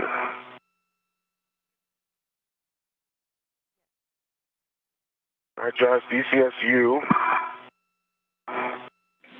You're going to H1 at 2 o'clock, which is down and slightly to the right. Down and slightly to the right. I'm on H1 of the DCSU. 2 o'clock. It's in the locked position. Good wiggle test. Scoop is installed. Copy that, Chris. So we've got all our scoops installed. And Chris, if you want to hang out by the H2 scoop of battery 4, once Bob configures his PGT, he can hand off the adjustable equipment tether for you to stow it on that. Okay. Hey, Chris, I can pass you the PGT, and you can cut it there, and then I'll move my right swing arm tether to the crew lock bag. Okay, the PGT is adjustable. It's hooked to battery 4. Copy. And Bob, you may have said it, but I didn't catch it. You've got the red series going back to the crew lock bag and a good pull test on the hex driver? Good pull test on the hex driver, and I am tethering the PGT red series to the crew lock bag at this point. Copy.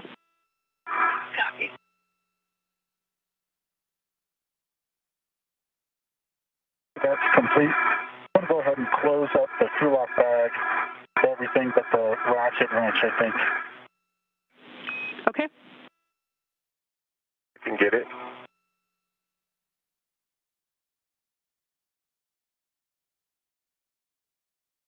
Over. I got it. Put your wrenches out.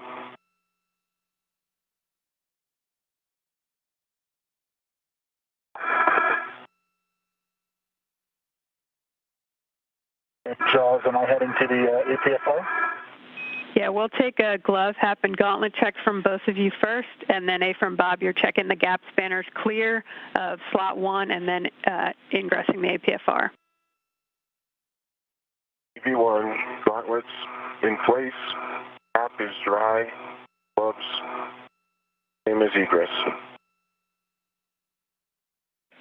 And Chris, since that mirror got knocked off, we just want to make sure you check that hand extra carefully in case there was something that caught on it to cause that. Yeah, I had done that a while ago, but it's good to double check, and now that it's sunlight, because it was dark when I did it before, and no evidence of a red damage or anything like that. All nominal. Copy. Good checks, Chris.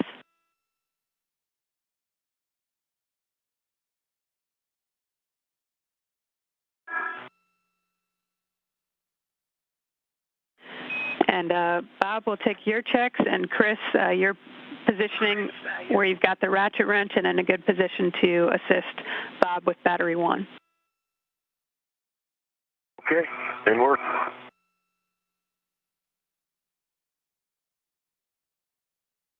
I've got a good glove check. I still look at a little bit of black smudging, nothing significant. Gloves are in good shape. Tap is in same state that it was when I left the airlock, and both of my gauntlets are up. Copy that, Bob. If that gap spanner's clear, you are go to ingress APFR.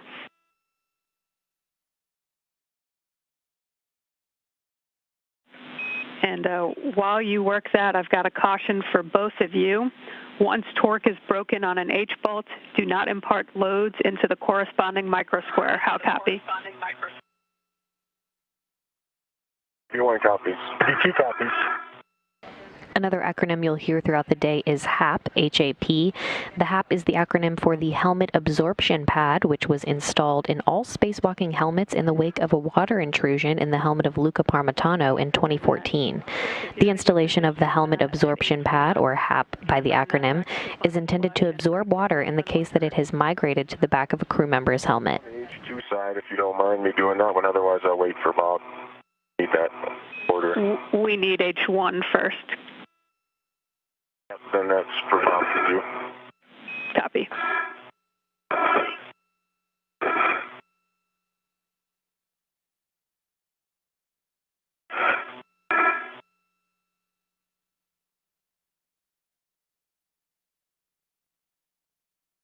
Just for brake and torque, you need the order?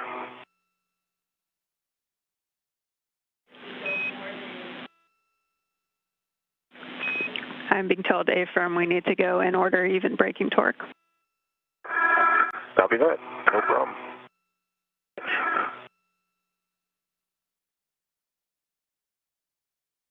I've ingressed the APFR, and we'll brake torque on H1. Okay, Bob, if we can get you to just make sure your ingress date is tucked, tethers are clear, and get the serial number off that battery. I can read it right here. 0075. Copy, good serial number.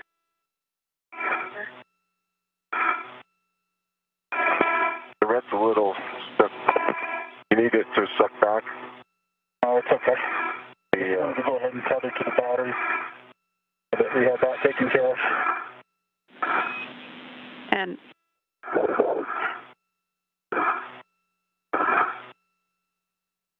ahead, Josh. no, sorry, I saw your right after I was about to say something, so.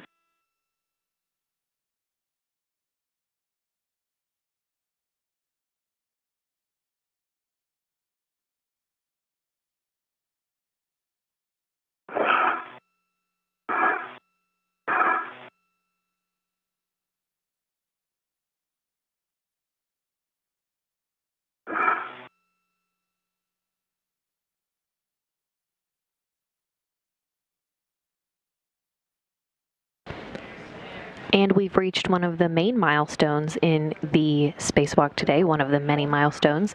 The battery from slot number 1 is being retrieved. The crew will release torque with the ratchet and then use the pistol grip tool, or PGT, to complete the release of the bolts.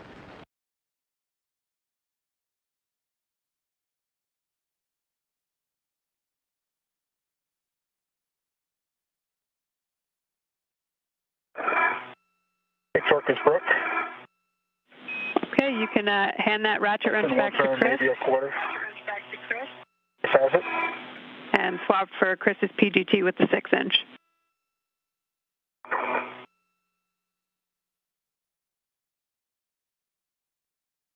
And now the pistol grip tool, or PGT, will be used to complete the release of these bolts. Settings are alpha 7, counterclockwise 2.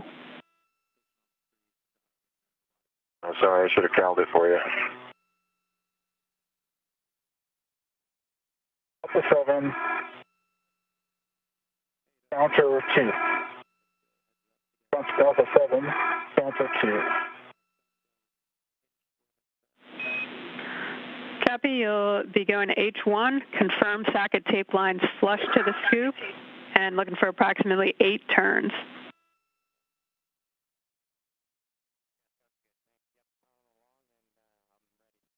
Socket tape line is flush. Verified counter 2. 8 turns. Indicators moving.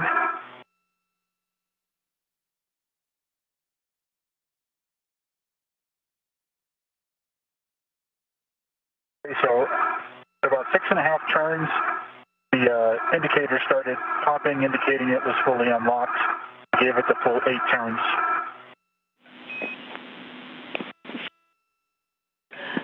And Bob, can we get you to do the full 8 turns?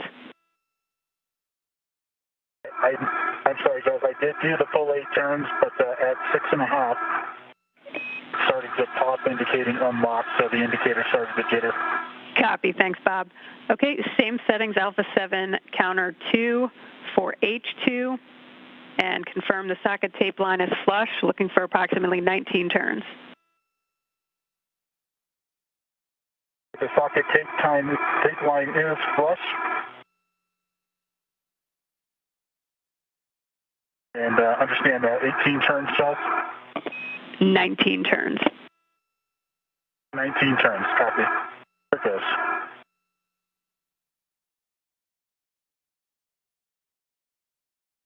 See the battery rising? Yeah.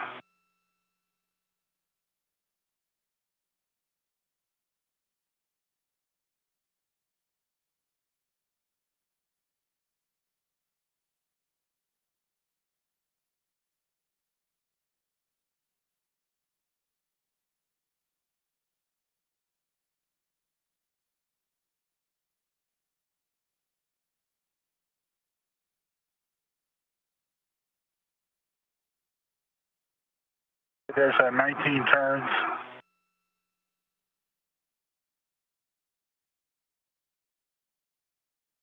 All right. Got the PGT. Got it. And status indicators unlocked, Bob? Status indicator is unlocked. It has arrived there at about 17. Copy. Okay, I see you've handed the PGT back to Chris. Once Chris is in a good position to receive the battery, you can unlock the red and remove the battery. Sun going down.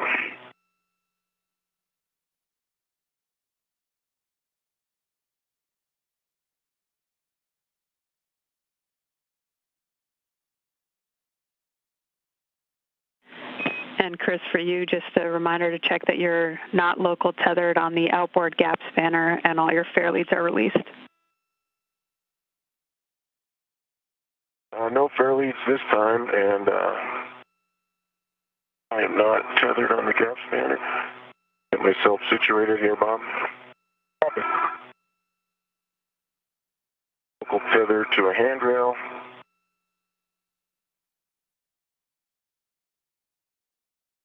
And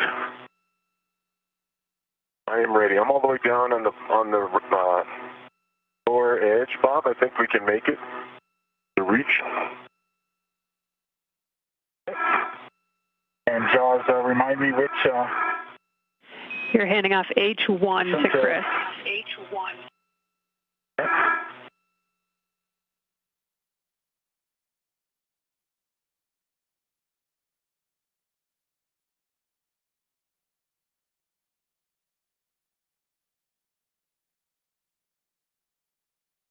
I have a ret. I have control. Okay. You have control of the battery, and I'm going to release my ret and egress the APFR. Copy that.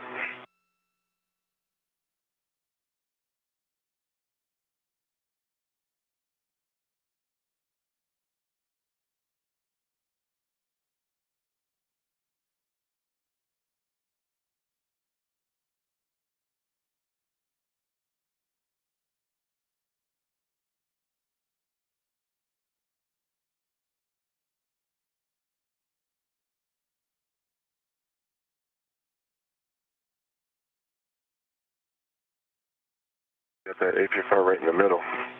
Yeah.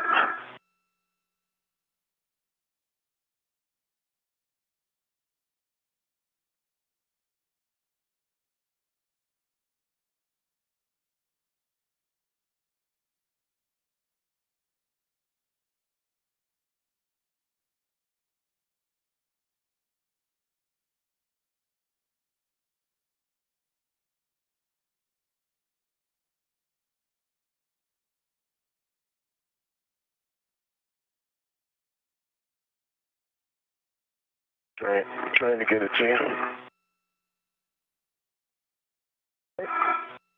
I have control of the batteries. You have control.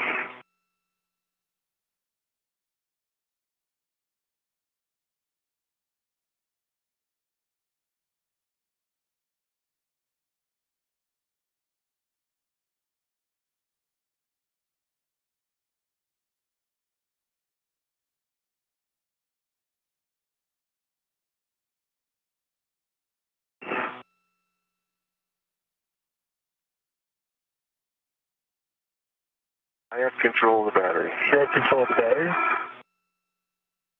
We've got the pin side out. Pin side's out. And the first nickel hydrogen battery has been released. The crew will now work together to move it over to the external pallet for disposal. While you're translating. I think I'd rather you hold on just a minute. Copy. I've got the battery. You have control of the battery. You have control of the battery.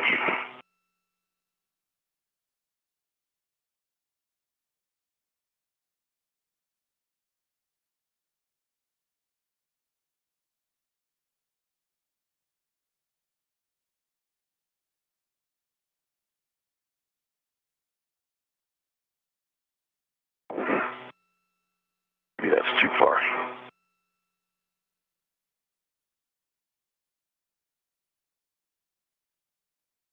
I have control of the battery. You have control of the battery.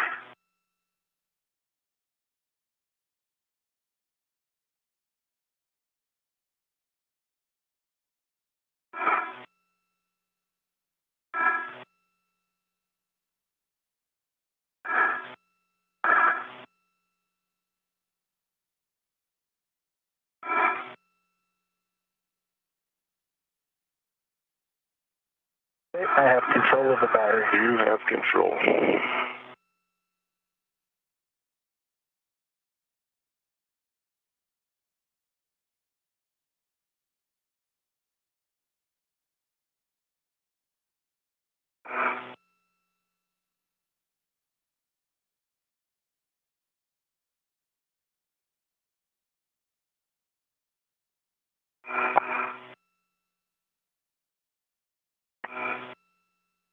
I have control of the battery. You have control of the battery.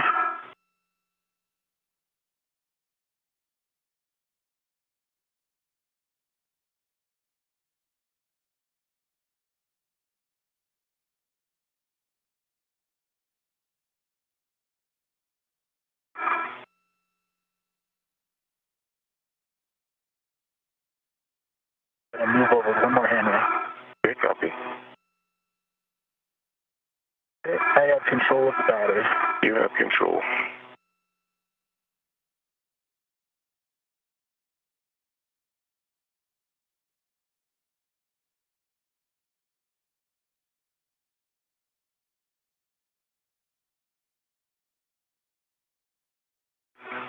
Move one more.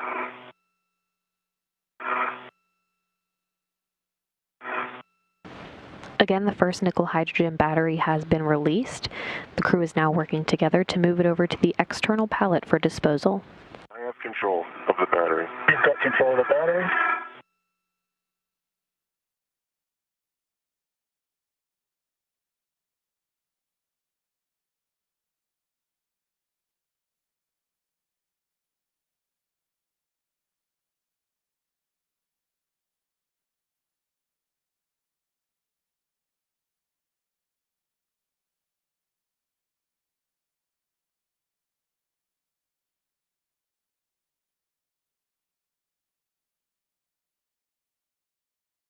I have control of the battery. You have control of the battery. Chris, a reminder as you get there that if you want to stow your trash bag in the medium RU bag, you can do so before you ingress APFR. Okay, copy, Joes. This will just be a short hop, Bob, and then I'll go to the other side. Okay. I have control of the battery. Okay, you have control of the battery.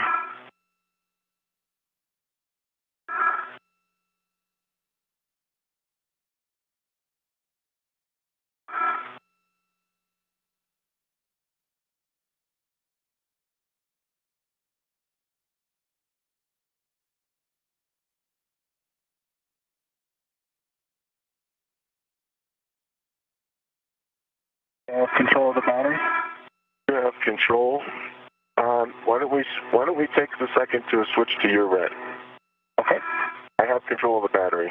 You have control of the battery.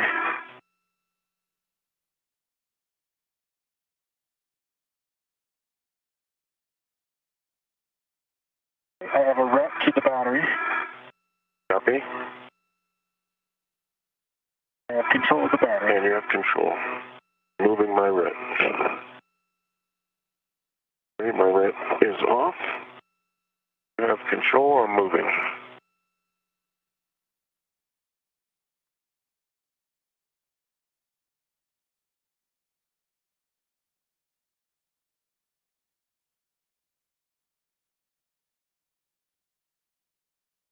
Tell me what you have the ability to get to your handoff position, or if we need a little one to set you up. I need to move one more hammer. Yeah, copy that.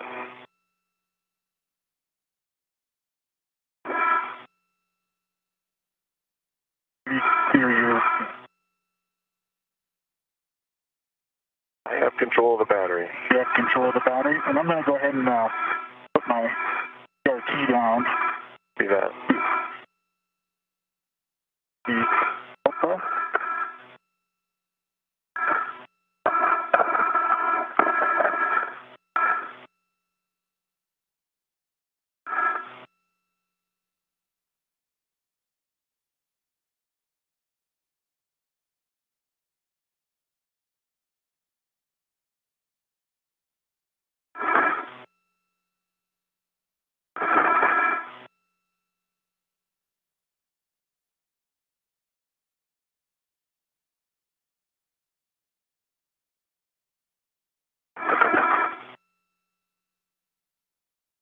I have the battery. You have the battery. That. I'm going to ingress the APFR.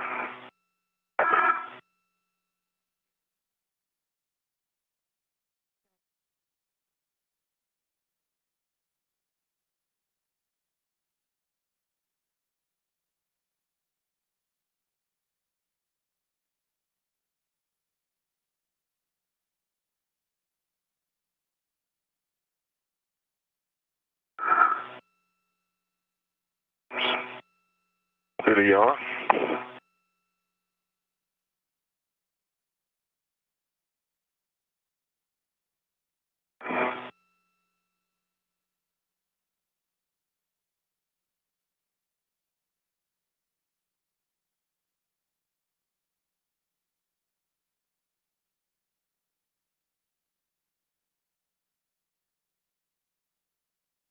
Look locked, Bob.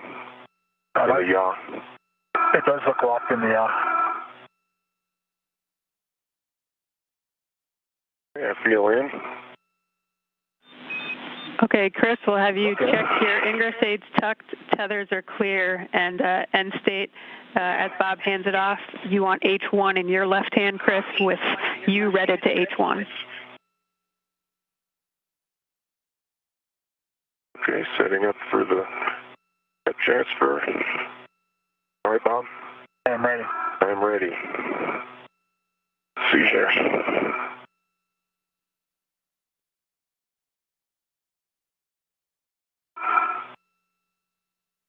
I'm ready. I have control. Okay. I'll remove my rep.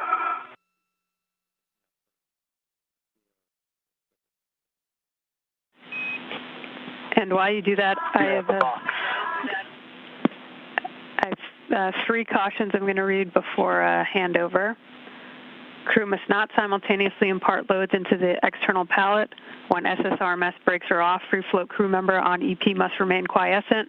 Do not exceed 20 pounds forestern or use soft dock. Engage, disengage with pallet. How copy? Copy all. And Chris, you've got good access to your tools?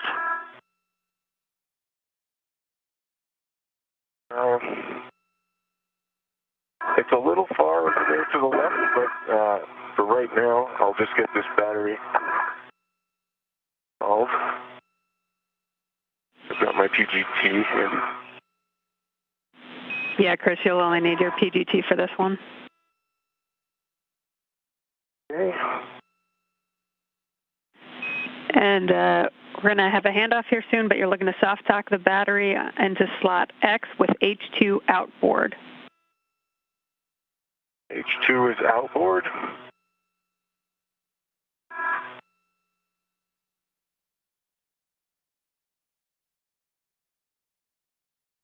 Looks like a lot of, there we go.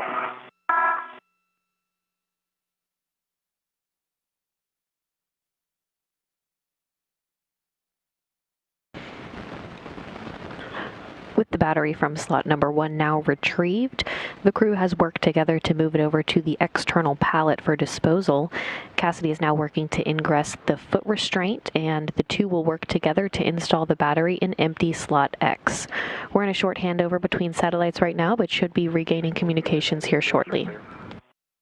The interface looks good. If anything, it looks a little bit like the H1 side is pushed in a little bit. Yeah. That square it up right there. It did square it up some, and I saw you decrease the distance between the connectors on the H2 side. H2 side. Yeah. It feels softbox. Really?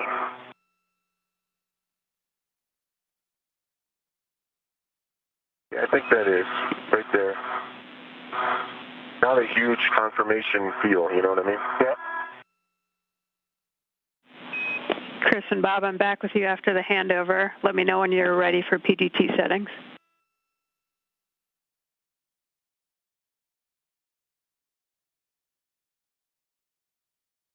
Okay, I'm ready for PGT settings. Alpha 7, clockwise 2.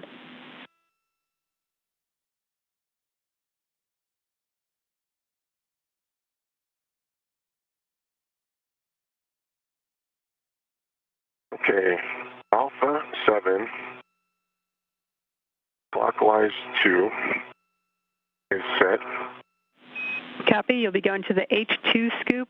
Confirm the socket tape line is flush, and you're driving a torque 16 to 17 turns. Okay, the socket tape line is flush. Driving, I see the indicator moving. Battery is moving in.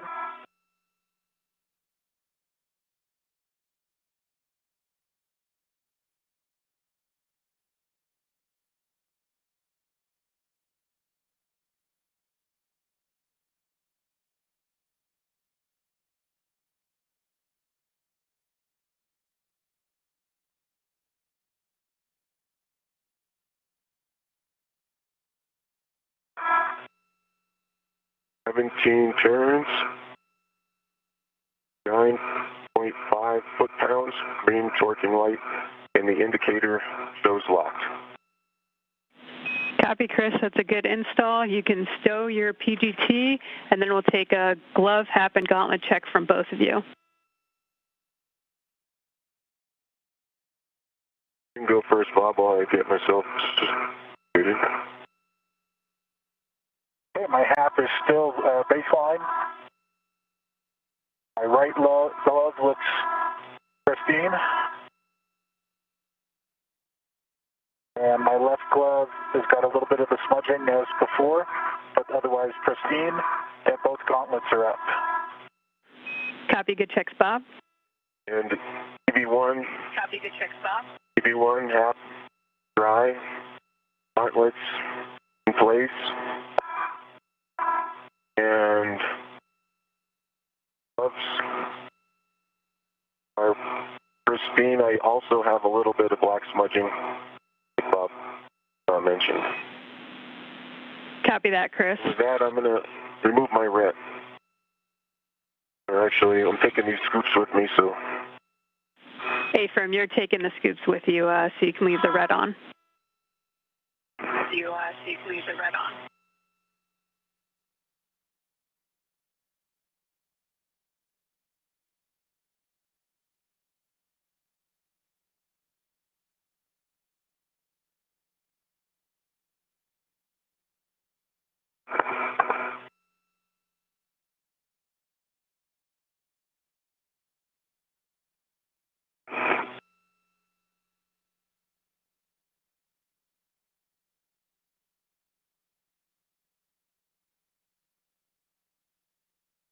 Okay, both scoops removed. Copy that, Chris. If you can check that your ingress aid and tethers are clear, you can give SS arm has to go to the published EPA alpha position.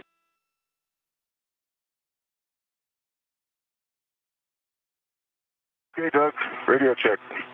Loud and clear, Chris. All right, I am clear, tether's clear. Bob can double check me.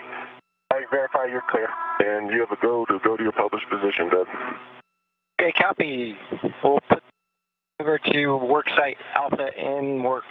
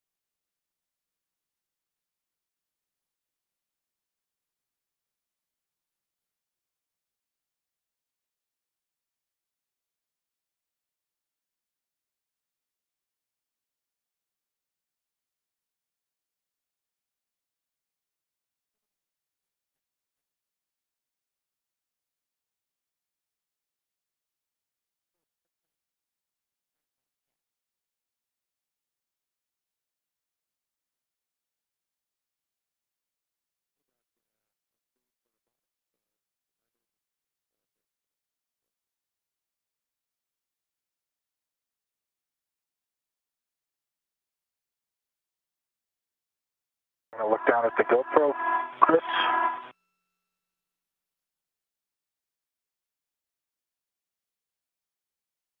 Got a bunch of scoops on your front.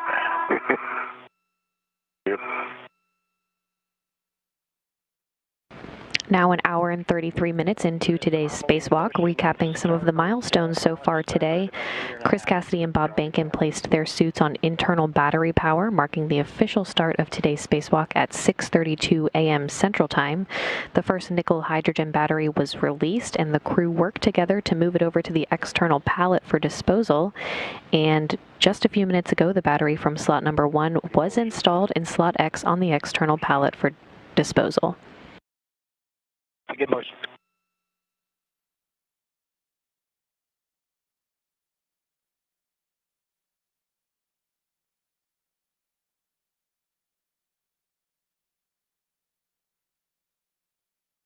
Doug Hurley now at the controls of the robotic arm, and the arm will maneuver to place Cassidy in front of the first new battery in slot A.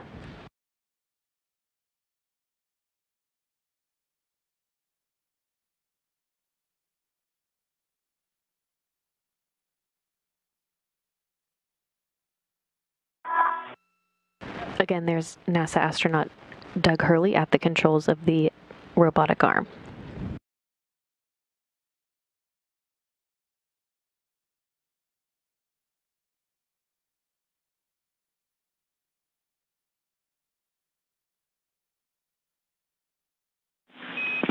And we're about to enter a night path.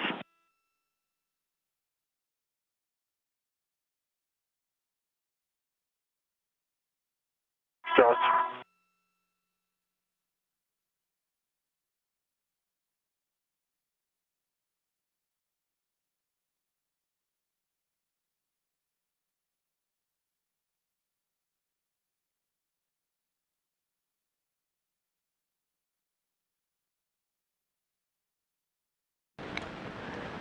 Again, the robotic arm is now being maneuvered to place Chris Cassidy in front of the first new battery in slot A. After placing scoops to create handholds, the crew will remove the battery and translate it back to the truss to install it in empty slot number 1. Okay, let's hold that for a second. You can, actually, you know what, before you do your brakes, I think it's going to be low for my GT. Can you come up by pallet up towards my head, 15 centimeters? Okay, copy. Pallet. Zenith, 15 centimeters. Maneuver.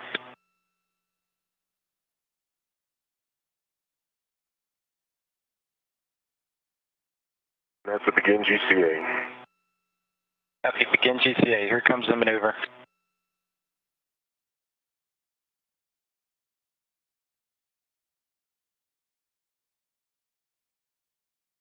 that was 15. Stop there, NGCA, thank you very much. NGCA. All right, Jaws. Oops. And I didn't catch it. Are brakes on? Brakes are off. Okay, copy. So, Chris, for H1, we'll be going to the 2 o'clock. That's down and slightly to the right. All right, copy that.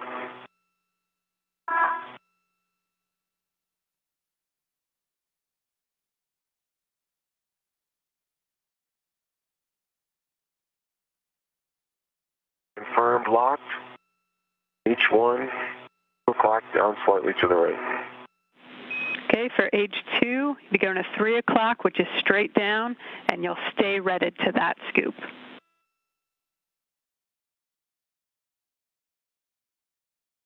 Copy. H2 coming straight down. Keep my red.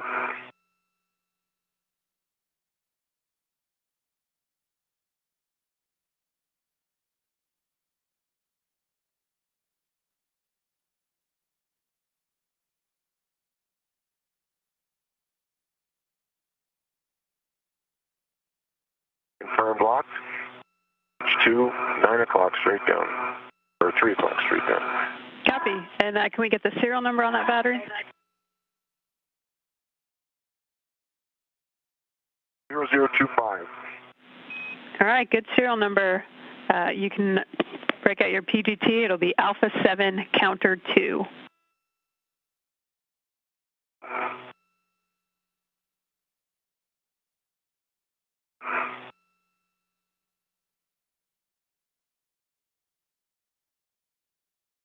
Alpha 7. Counterclockwise 2 is set. Copy. And Chris, can you confirm your red is still on H2, correct?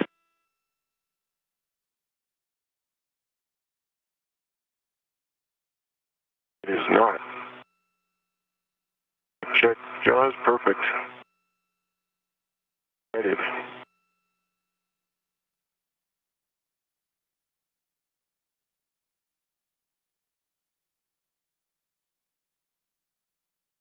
Tape is seated.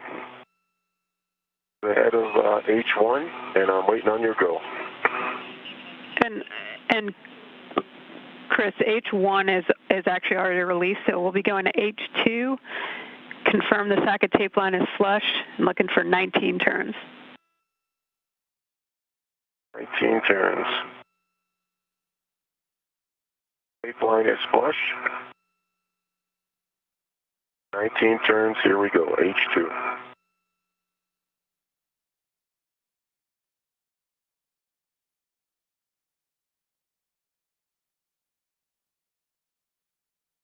I see the battery moving out from the pallet. Copy.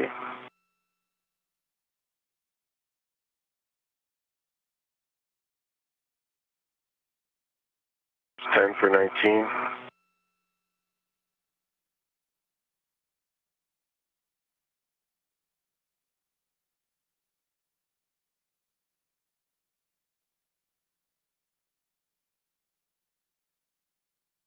Eighteen, 19, same as Bob. I got the hop at around 17.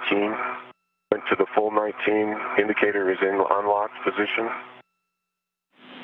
Copy, Chris. Good release. You can stow the PGT.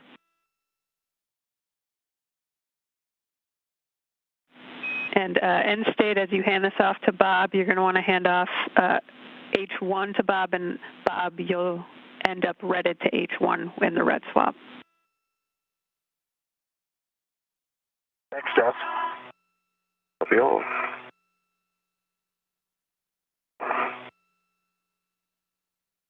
PGT stowed. All right, Bob, confirm you're ready. I am ready. Pulling it out, presenting H1 to you. I have the red right now. Coming out.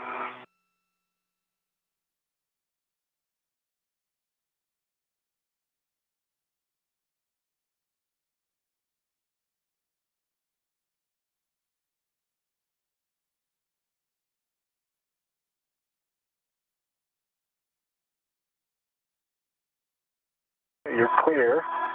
Just come down.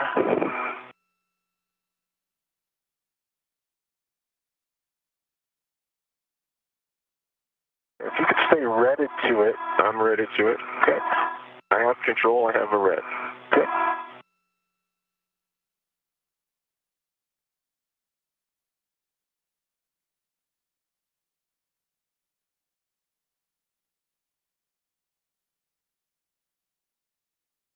I have a red as well. I have control now. You have control, you have the red, removing my red.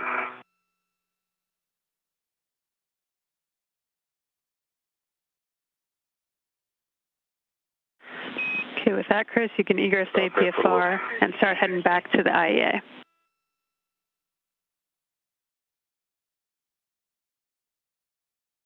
All right, copy that.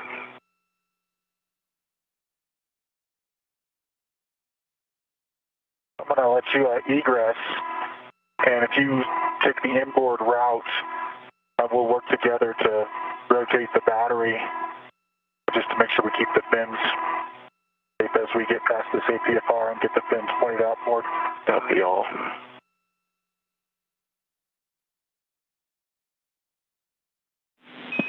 Chris, we've lost your WDS. Before you take the battery back, could you check the button?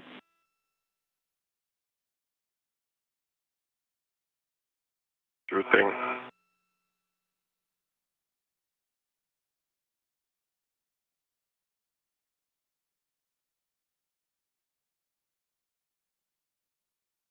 Green light.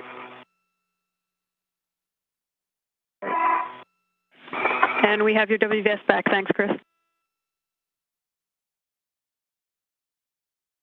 All right, Bob.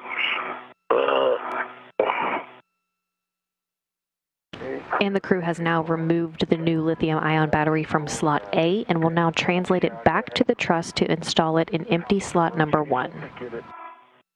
All right, my wrist is going to run out of... And I've got control of the battery. You've got control. I have control ready to rotate. Just want to get it down below the P. Copy that. All right, I have control. You have the red. Okay, I have control. You have control. I have the red. And I'm going to come off my BRT. Copy that.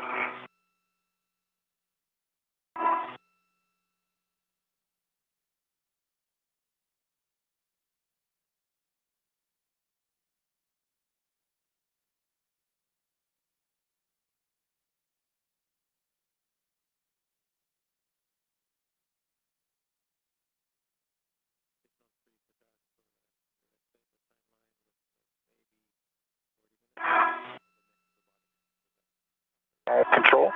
You have control of the battery.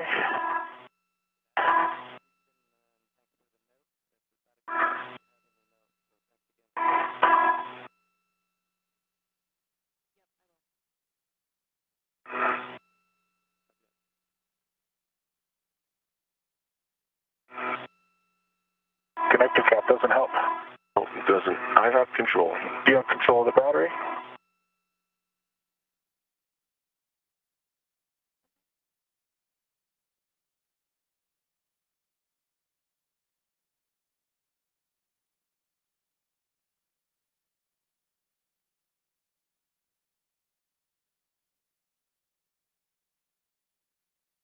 I have control of the battery. You have control of the battery.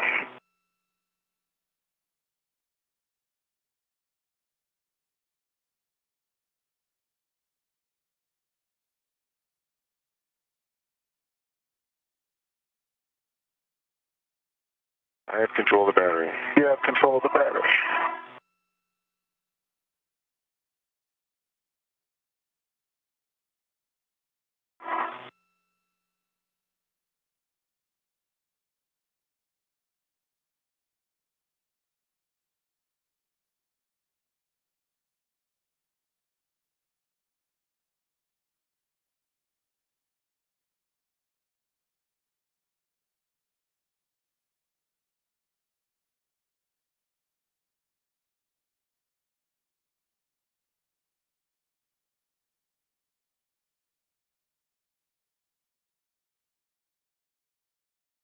The little ones are barely enough room to put Hands. Yeah, I have control of the battery. You have control of the battery.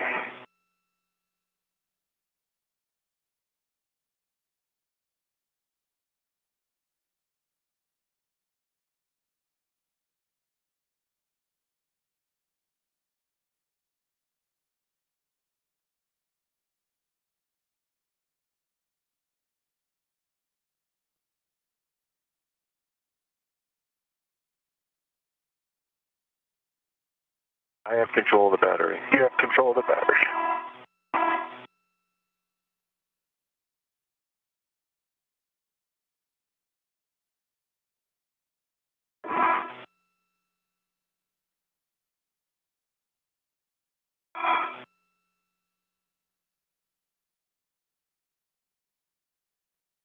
I have control of the battery. You have control of the battery.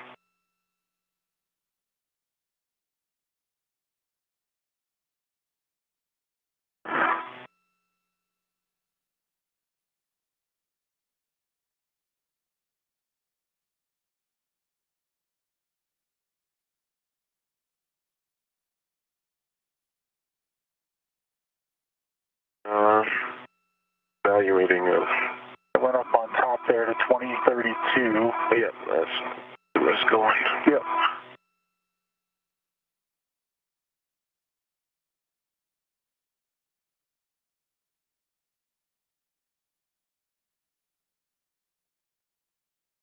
You have control of the battery. Copy, you have control of the battery.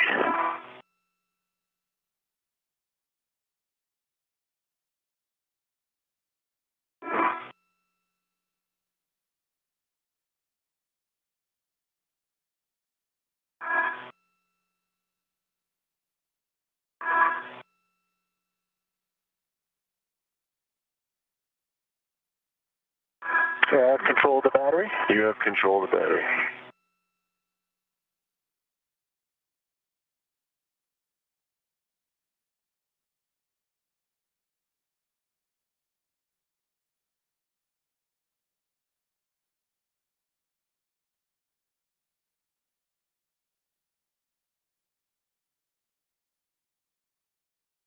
I have control of the battery. You have control.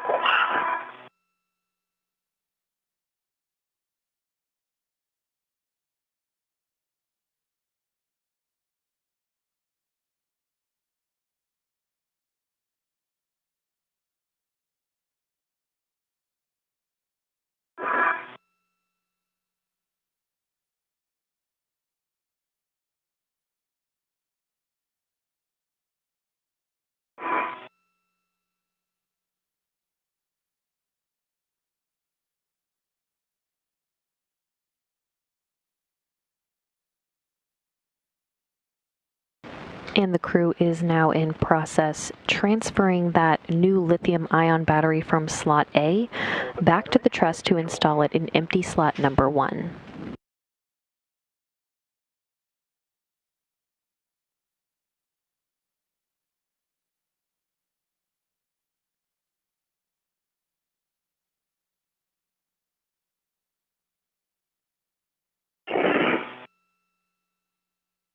So let's see. What's your next move? My next move is probably for you to get to the, can you get to this handrail I've got my hand on right now? Yeah, if you still have control? I still have control. Okay, I have control. Okay, and so at this point, you could get a ret on there. Yep, all right, then you take control back. I've got control. Okay.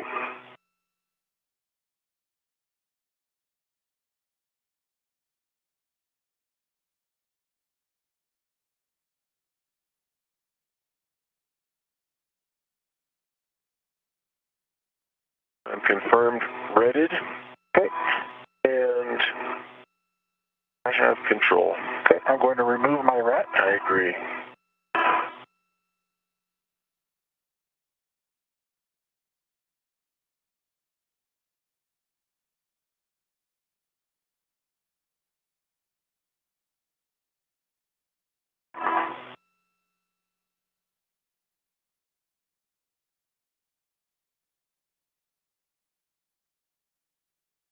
Okay, do you need to do anything before I ingress the APFR?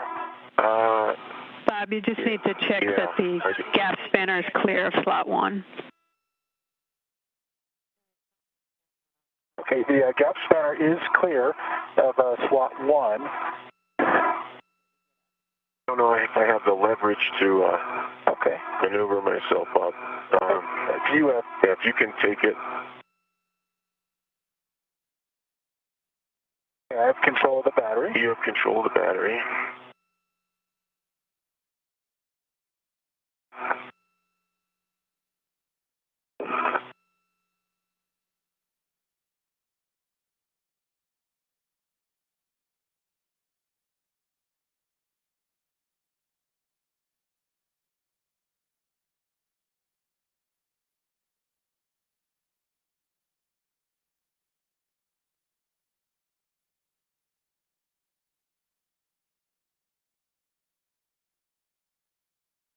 Both tabs are out. Grab onto this. You'll continue to hear the acronym RET throughout the spacewalk today. RET stands for Retractable Equipment Tethers, and those RETs are used to hold varying equipment in place while the crew works through spacewalk procedures. Good, nice, perfect. Okay, well, the gap spanner is clear. I'm ready to ingress the APFR. Copy, Bob.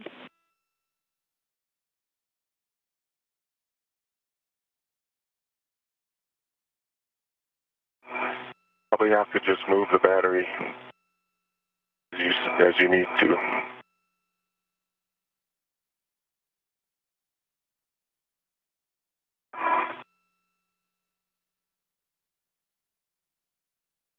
Am I putting your arm in a restroom? I'm still good. Okay. You got room? You'll have the best view.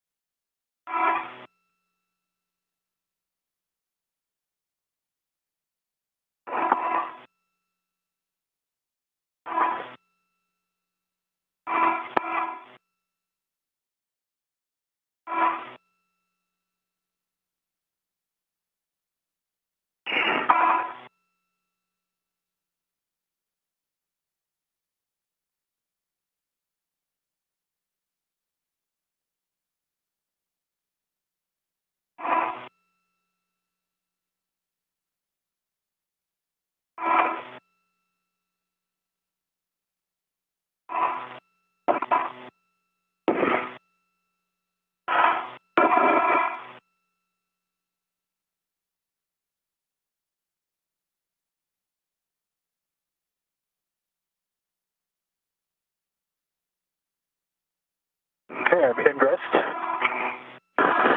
Copy, Bob. If you can check your ingress aid is tucked and tethers are clear, then we'll take an inspection of the IAA receptacle. The ingress crate is tucked. The IEA receptacle looks clear. The fins are straight. No FOD. The electrical connector looks good as well. Copy. My arm's in a bit of a singularity. Okay, I have control. You have control. Oh, okay. And Bob, you'll want H2 inboard, and you want to inspect or present the battery, the bottom to Bob, or to Chris rather, for an inspection of the connector pins, FOD, and EMI band. I'll be right there, Bob. Okay.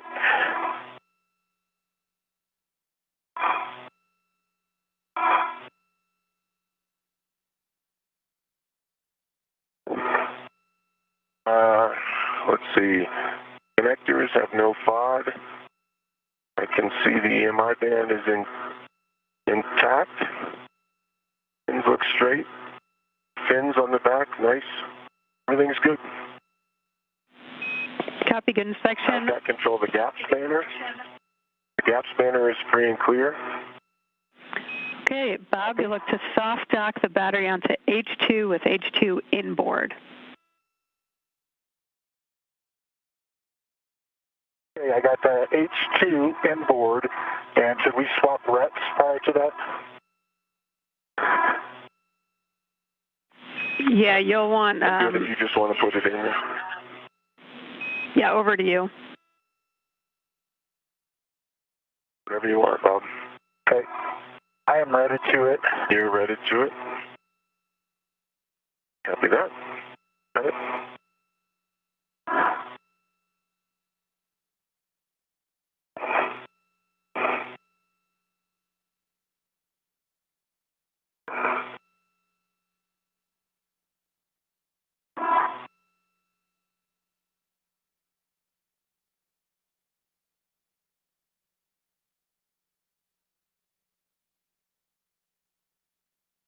I believe we're a soft dock. It looks equal to me on both sides. I agree. Looks straight and orthogonal. Okay, great. Chris, you can transfer your PGT with the 6-inch to Bob. Bob's settings are alpha 7, clockwise 2.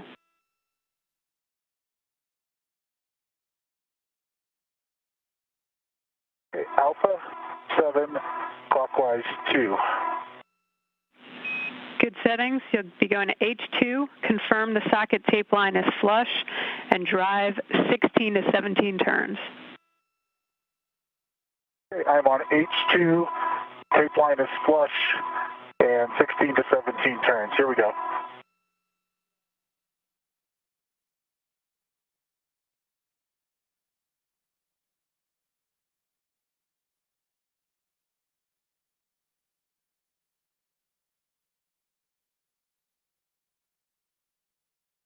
There we go. Battery's going in.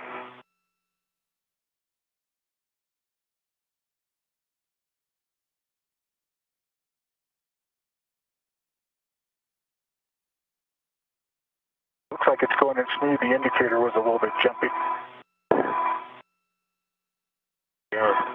Relative to the Approaching 2 hours into today's spacewalk, recapping some of the milestones so far, Chris Cassidy and Bob Bankin placed their suits on internal battery power, marking the official start of today's spacewalk at 6:32 a.m. Central Time.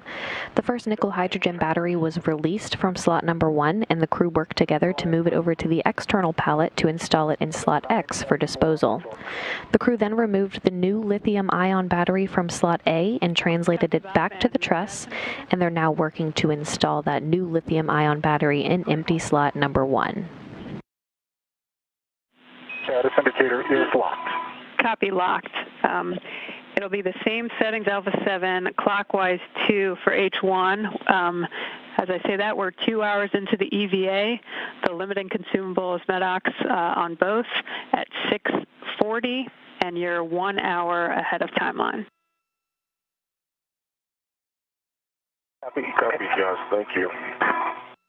Rick, I recognize that H1 is just captured on here. It's not locked.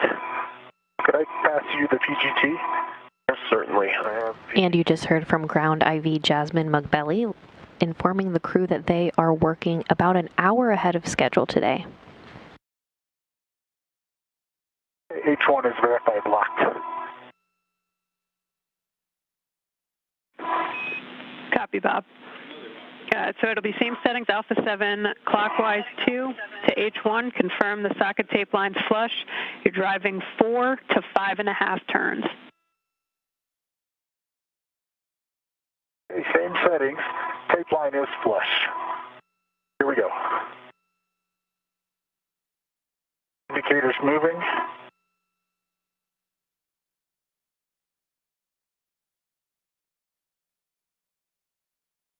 About 4.5 turns. Indicator is just, the black line lines up with the lock on the indicator here, not the white line or the metal piece. Green light, 9.1 on the torque.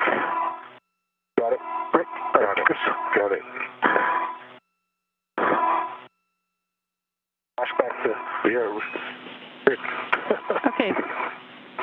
Copy, Bob. You can hand that PGT back to Chris and release the RET from the scoop.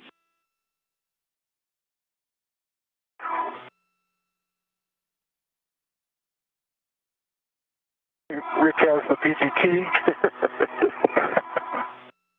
Thanks, Dave. Okay, Tommy. Okay, the red is released from the battery. Copy. With that, we'll start moving on to getting battery 2 to the EP alpha slot. So, Bob, you'll be relocating the APFR to WIF 26. It'll be a clocking of 12. And Chris will have you relocate those 2 scoops down 1 to battery 2. Okay. Okay, I'll egress the APFR.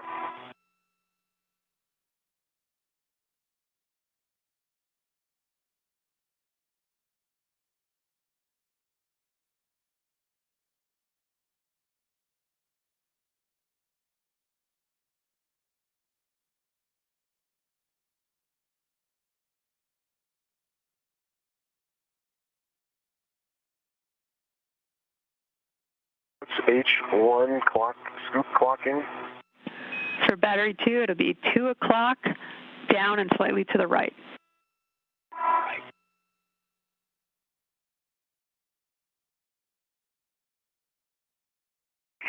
Okay, that is in and clocked at 2 o'clock, and I can visually confirm that. And the new lithium-ion battery from slot A has now been installed in slot number 1. The crew will now work to remove the battery in slot number 2 and translate over to the external pallet. And for the scoop to H2, it'll be at the 3 o'clock, straight down. Roger. As I am tethered to the APFR, I'm going to release it.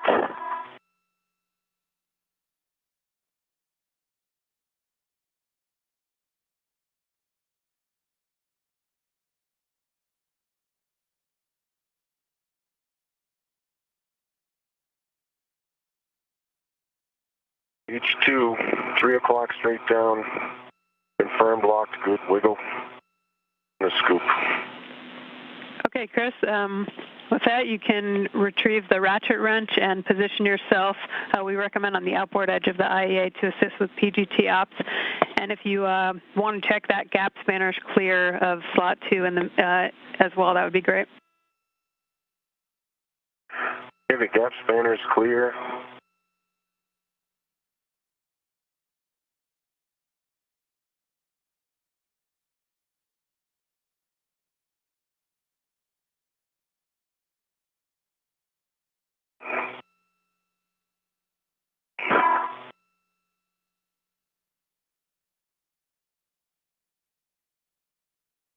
Okay, Jaws, the APFR is relocated to WIF 26. Black on black, good pull test, good twist test, and the pitch knob is verified out. Copy, and settings 12, Quebec, Quebec, Juliet 12. 12 on the clocking, Quebec, Quebec. Coming to Juliet now on the roll. Copy. And H1 torque is broken. Copy, Chris. And you can move on to H2. Juliet 12 is set. I'm going to release my RET from the APFR. Copy, Bob. And once you do that, you can ingress the APFR, make sure the ingress aid is tucked, and your tethers are clear, and then we'll take the serial number.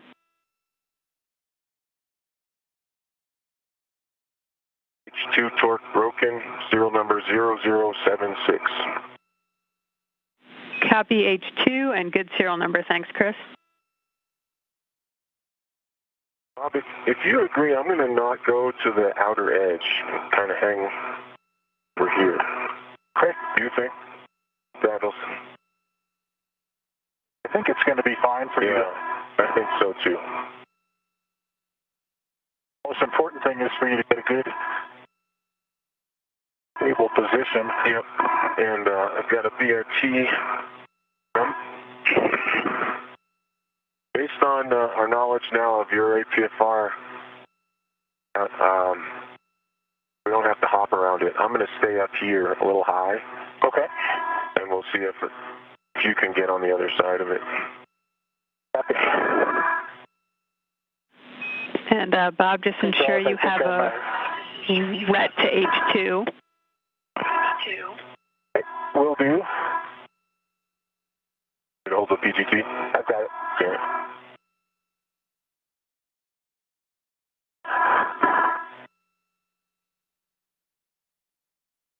I am ready to H2. Okay, copy. I see you've got the PGT settings are Alpha 7, counter 2. Alpha 7, counter 2, H1. Hold on, it's stuck on the PGT battery. There we go. Affirm. Here's the battery. Go ahead, Joss. Oh, no, sorry. I was just saying, yep, H1. You'll confirm socket tape line flush and looking to release with about 8 turns. Copy.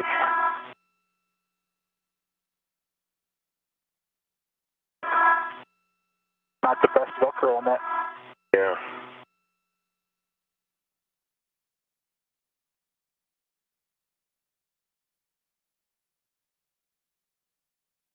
Okay, the socket line is flush. Alpha 7, counter 2 for H1. Here it comes.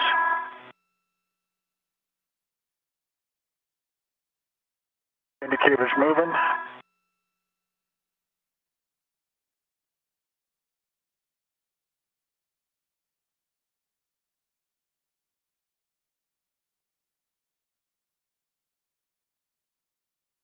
It popped out and unlocked at a little over 5. So I put 8 turns into it. The indicator shows unlocked. Copy. Same settings for H2, Alpha 7, counter 2. You'll confirm the socket tape line flush and release H2 approximately 19 turns.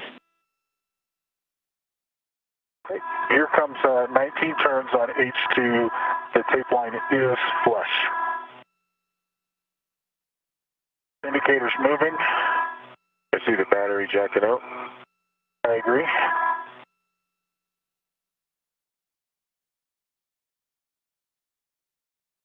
Again, the crew is now working to remove the battery in slot number 2 and will then translate over to the external pallet.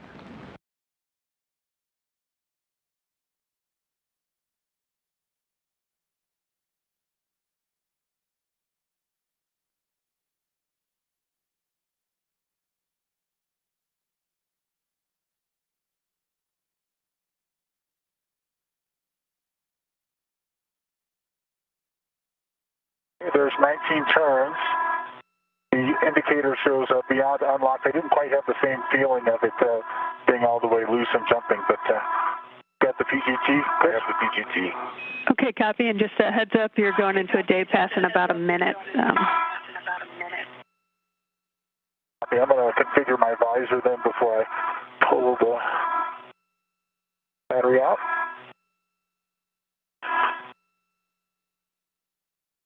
Thanks for that call.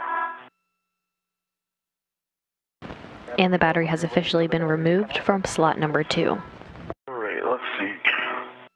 Trying to assess how big of a reach, which scoop I want.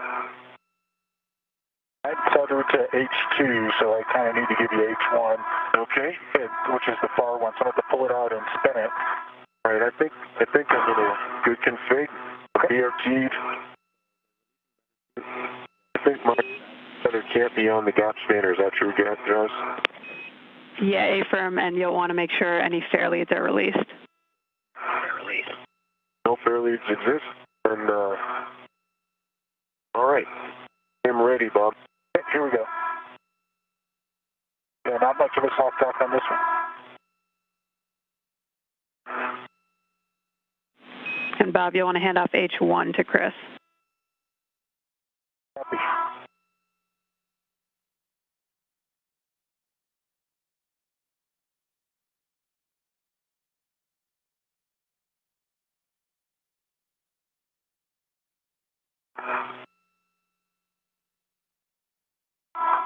I have control. Okay. But you put a red on it. All right, you take control back. I've got control. Here's my ret. And I have control. Okay. You have control. I'm going to release my ret. Roger.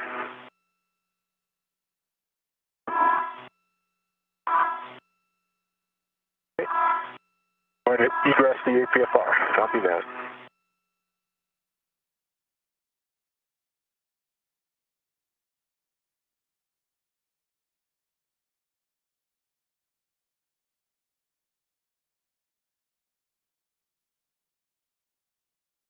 It's just like Jaws predicted. Yep, there it is.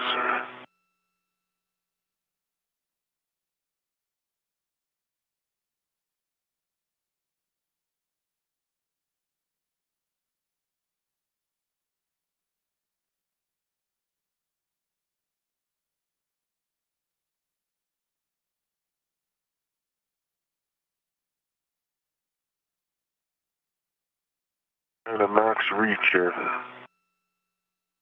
Okay. I have the battery. You have the battery.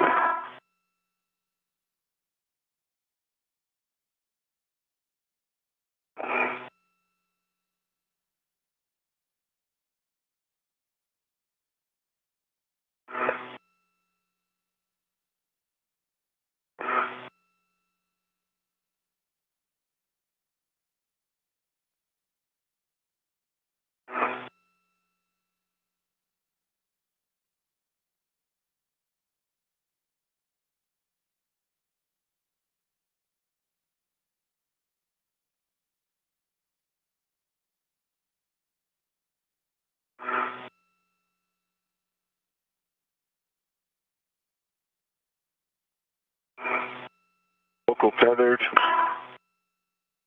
Setting up myself.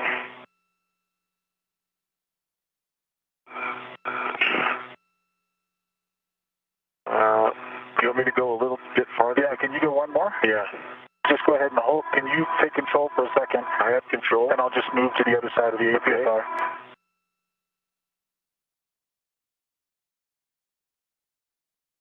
There you go.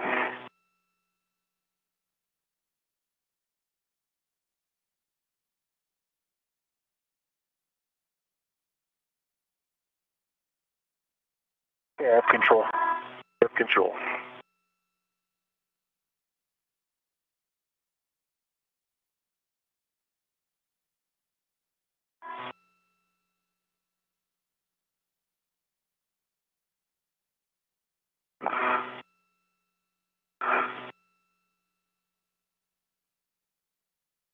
I have control. Okay, you have control.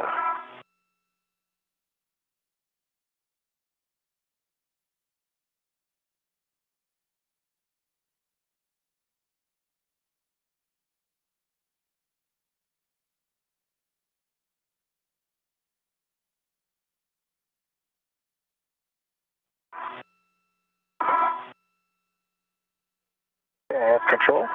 You have control.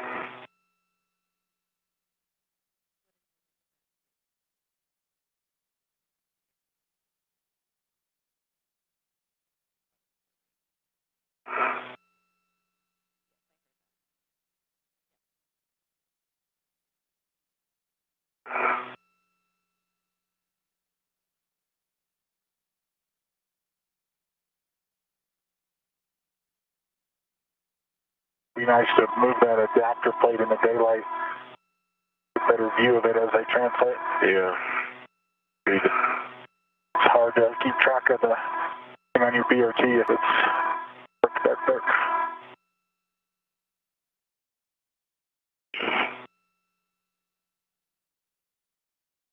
I have control. You have control of the battery. Can't go very far.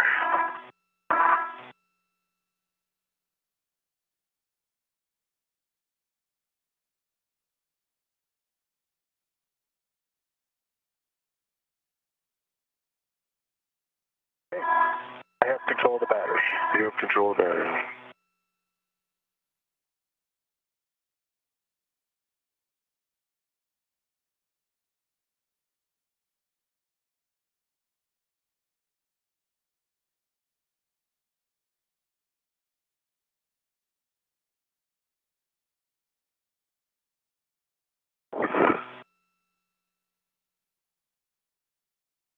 I have control of the battery. You have control of the battery.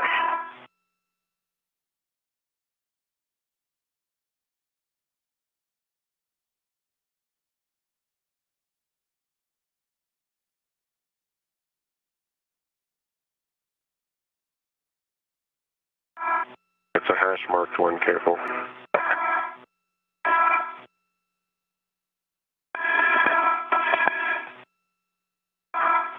Okay. Yep, that's secure, nice. I have control of the battery. You have control of the battery.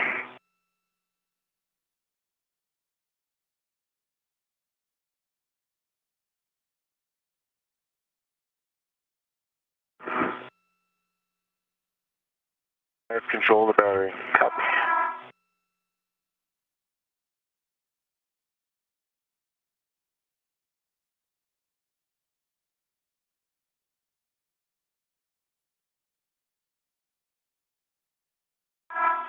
A little wonky wrist angle here. Okay. Yeah, I have control of the battery. Okay, you have control of the battery.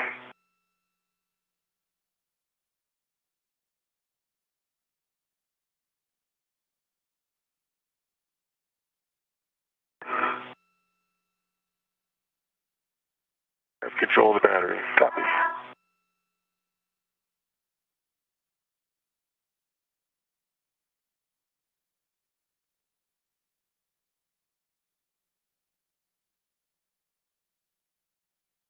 I have control of the battery. You have control.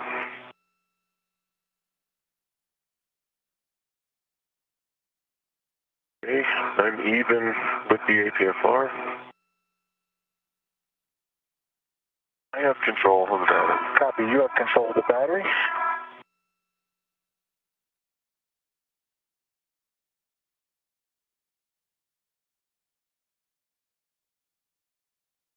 Make it to your BRT spot. I think I can get a little bit more. Tether there, but I might need to. A little bit more for the BRT. Yeah.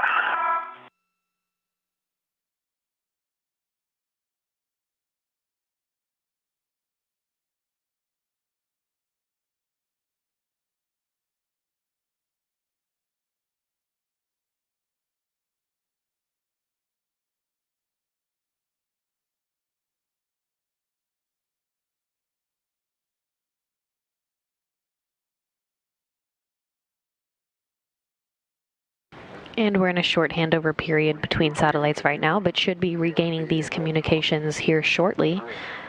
For size reference on the batteries and adapter plates the crew will be handling today, the adapter plate is 40 inches by 37 inches by 8 inches with a mass of 75 pounds.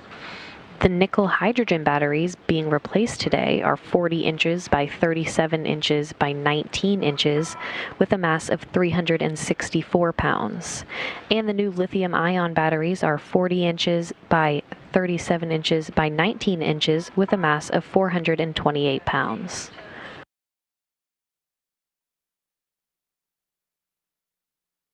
Okay, I have a ret on the battery. Let me get it so that it's retracting.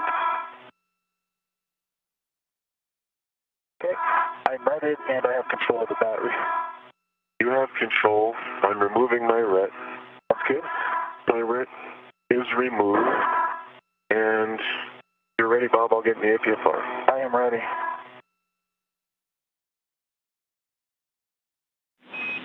And Chris, while you work that, I have one caution for both of you if you're ready. Ready. When braking You know, torque... it would be helpful, Rick. I'm sorry, Jaws. Could you pause for a second, Jaws? Chris, could you move your waist tether, like, fairly a little bit? The waist tether? Sorry, your safety tether? Let's see here. Yeah, you kind of were taking mine with you at the same time, so that's what I was seeing. Okay, it's in a good config. Is it? Looks like it's wrapped around my leg. Yeah, take both your legs forward, and you'll be clear. Good? Clear. Roger. Sorry, Jaws. No worries. And Chris, also a reminder that you wanted to make sure your access to the Ratchet wrench and PGT were good as you ingressed. Great reminder. And for that caution, when braking torque, apply less than 55 pounds force. How copy? 55 pounds of force. Less than. Okay, I feel in. Okay, you look into me. Look into you. And I'm preparing my ret. Okay, Chris, just a reminder to check your ingress aids tucked, tethers are clear, and you're going to end up with your BRT ret to the battery tether point. Okay. I'm going to take any workstation for just a second. And Chris Cassidy is now set up in his foot restraint. He will then place the battery from slot number 2 on his BRT, or body restraint tether. Cassidy will then release the adapter plate underneath the battery and will remove the adapter plate and hand it over to Bankin. Bankin will then translate back to the truss to install the adapter plate in open slot number 2. At the same time, Cassidy is putting the old battery in the slot he had just emptied for disposal. Chris, you want H1 stowed in your BRT. Okay, copy. And Chris, just go ahead and move a little bit further away from the pallet there. If you could, your ingress aid probably could. Yeah, it's a little stuck. Pull it back. Pull the battery back. All right, battery's coming back. Okay. Kind of just gently nudging the ORU back over the top. Yeah. Okay. You're clear. All right, John. So let me sync back up with you and talking about the BRT. Review those steps, please.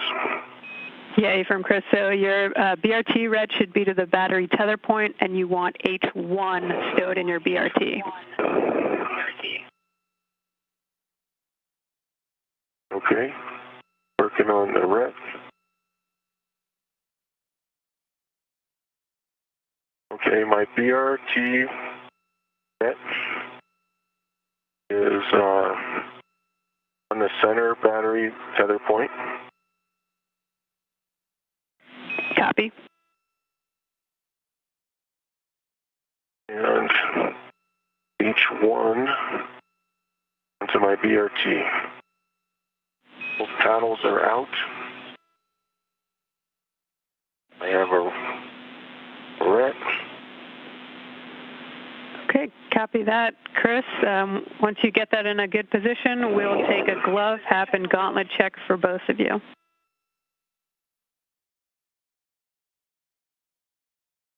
Okay, copy.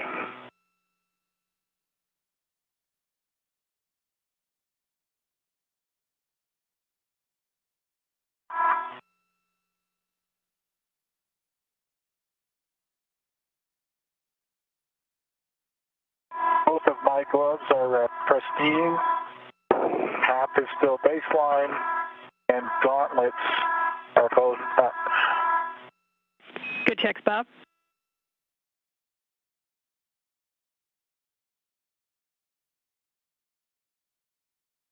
Okay, I have dry baseline. Gauntlets are in place and up, and no change to the gloves. Great. Copy, Chris. Okay, Chris, you'll attach your... BRT.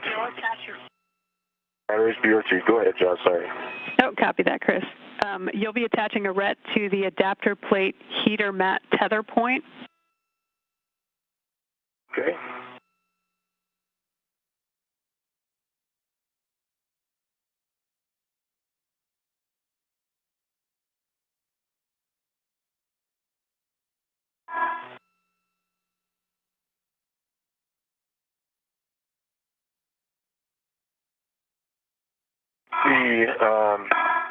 Doug, you there?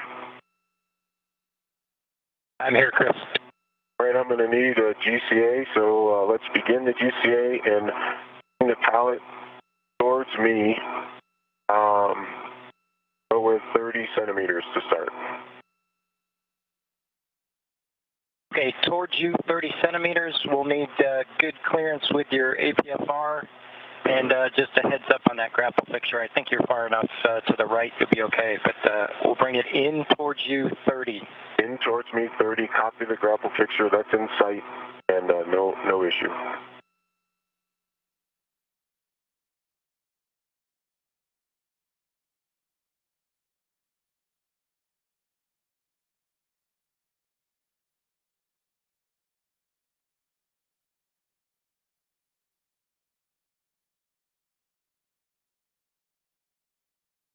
Okay, here comes motion in 30. Copy that.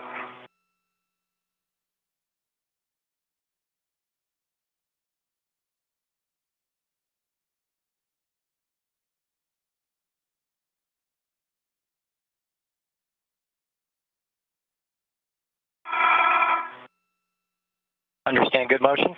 It's hard for me to perceive it now. I see it. Good motion. Copy, good motion.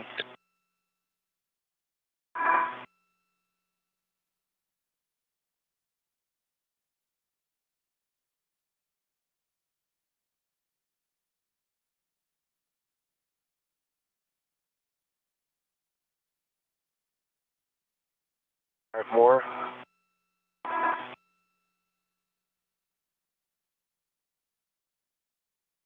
Okay, Doug. Okay, motion stopped. ISS before we end it. Okay. All right, that's good. NGCA. The NGCA, brakes are coming on. Brakes are on, you're clear to maneuver. Copy that. All right, Josh, my tether is on the adapter plate. Copy, Chris. You'll grab the ratchet wrench with the hex driver, and you'll be going to H1 first.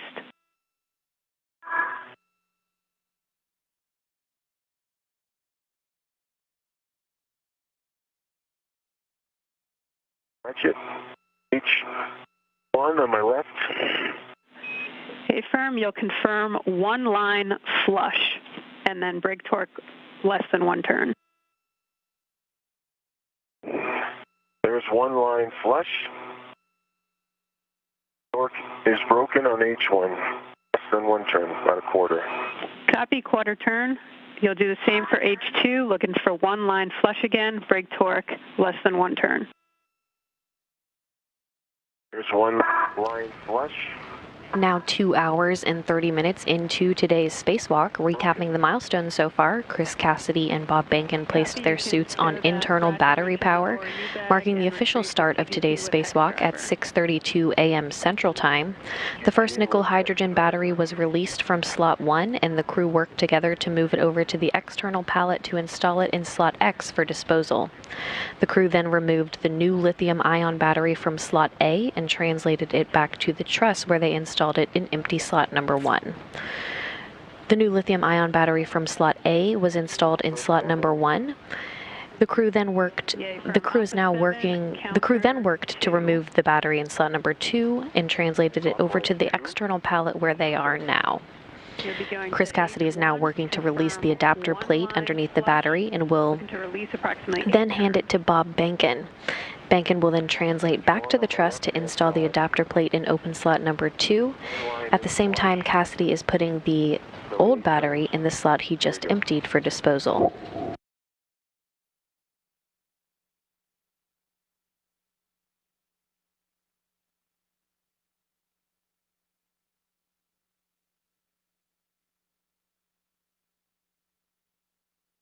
There's 8 turns complete. Bolt was hopping on the shoulder the last 1.5 turns. Copy, same settings, Alpha 7, counter 2 for H2, confirm one line flush.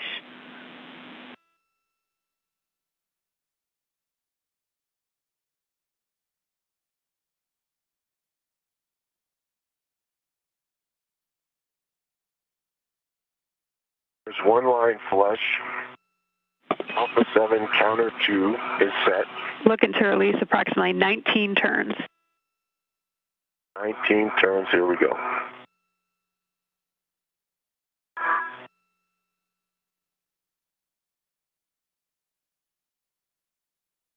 I see the adapter plate moving away from the EP. I concur.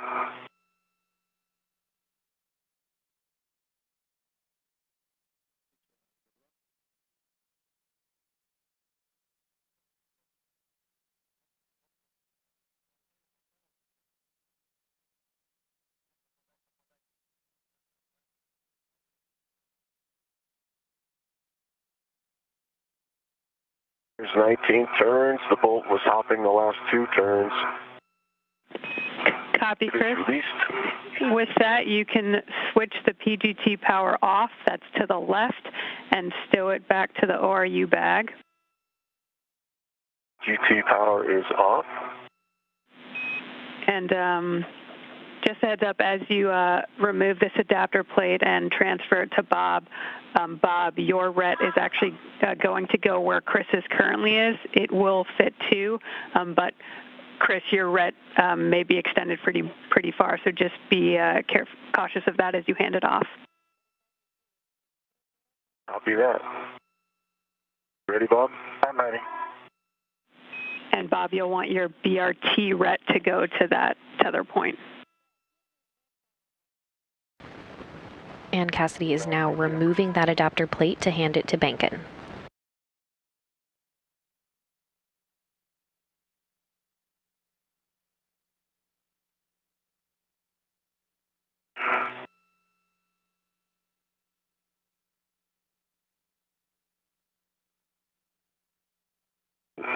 Here you are. Closer. I'm ready to it. Copy. Here comes your RET. Just let it go. Have it. Okay. And Bob, you'll stow the adapter plate on your BRT. Control. Copy. Right, Bob, you have control and you have the RET. I have control and I have the RET. I'm releasing. Okay.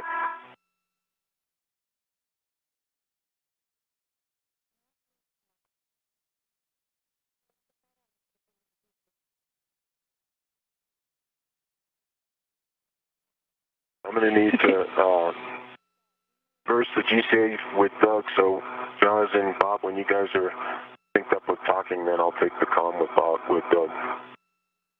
Get the BRT onto the adapter plate. Okay, that's complete. Copy, Bob. With that, you can translate to the IAA, and I don't have any comms for you, so I'm good for the GCA if you are, Bob. Yeah, let me get clear, Chris. Okay, copy. No pinching.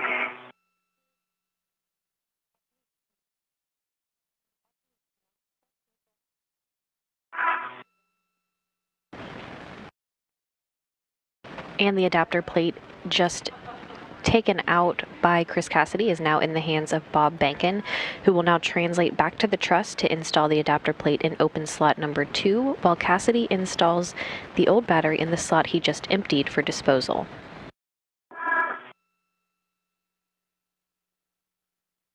Here I go. Copy.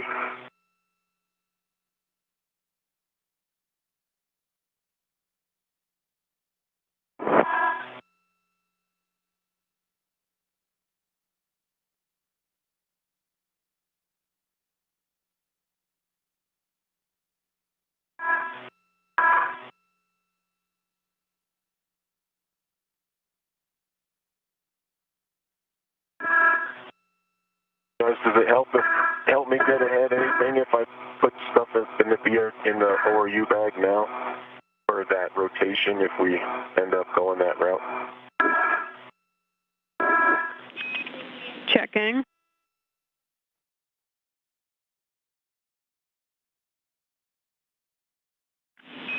Chris, stand by one, and I'll get back to you on that.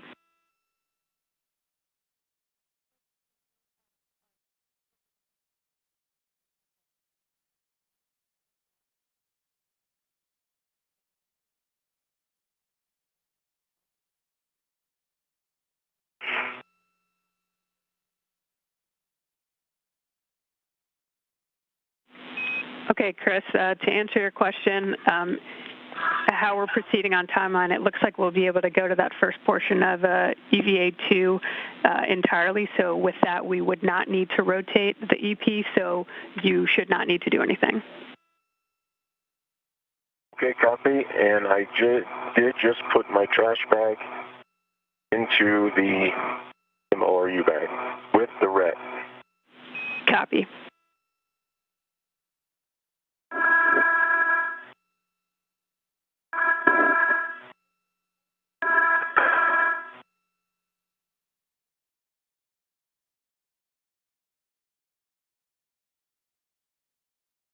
Okay, Doug, you there?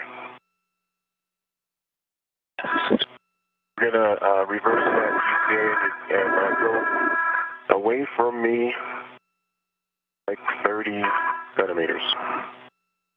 Okay, copy that. You want motion station forward or pallet away from you 30 centimeters. Stand by. Okay, firm.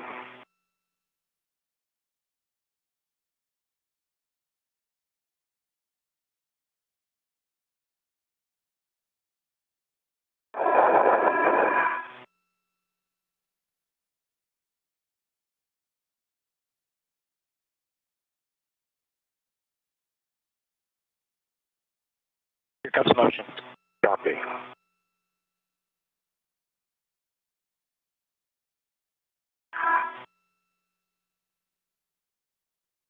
It's good motion. Good motion. Okay, Giles, I will ingress the APFR.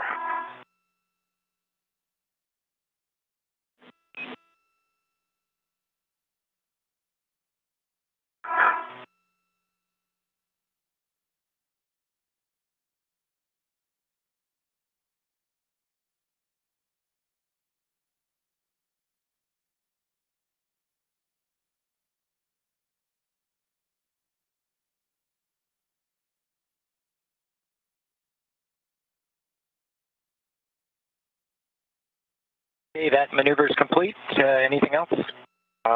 Yeah, hold that. I might need it. I just want to assess the battery. We removed the adapter plate, so the distance is a little different.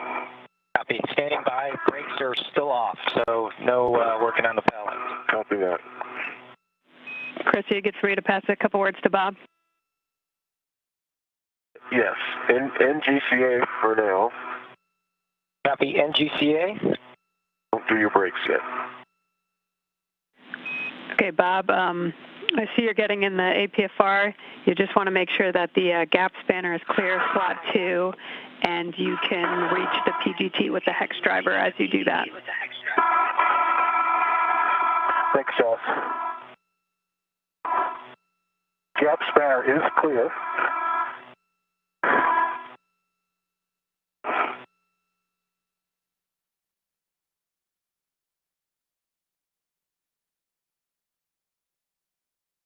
And I have ingressed the APFR. Okay, Doug. Yes, you can do your brakes. Okay, copy that. NGCA. Brakes are on. You're clear to maneuver. Copy that. Coming in.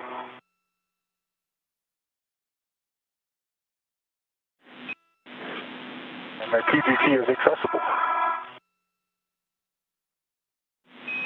And Chris, I think I copied you're done with the GCA, so you're going to retrieve the batteries from the BRT with H2 in your right hand, and you'll soft dock it, and then PGT settings are alpha 7, clockwise 2. Okay, 7, clockwise 2. And Bob, for you, once you make sure your ingress aid is tucked and your tethers are clear, you can inspect the IEA bolts and blind mate connectors.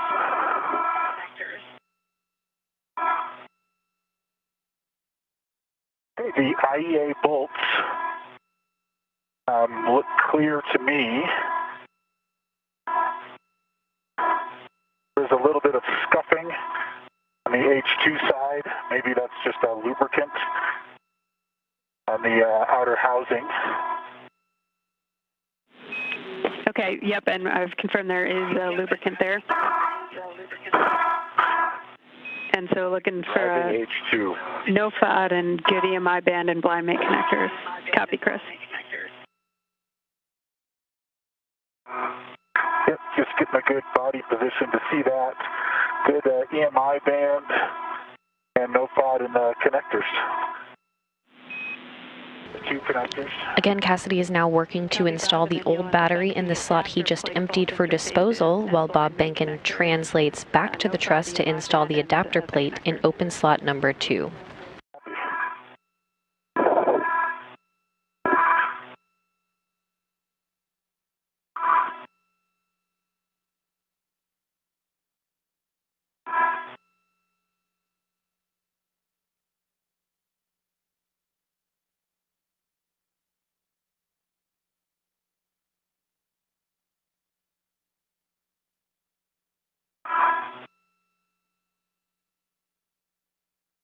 Okay. Green torquing light. 17 turns. I see the indicators in lock.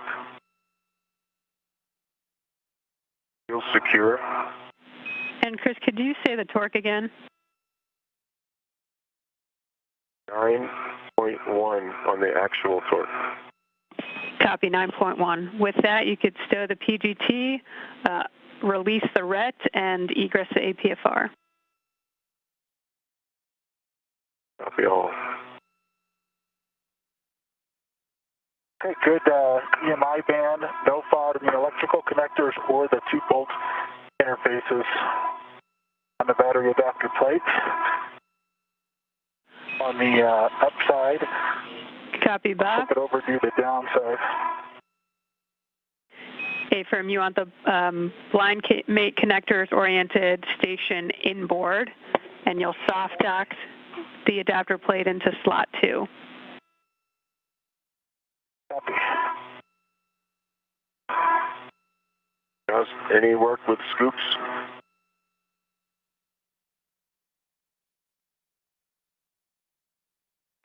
Checking.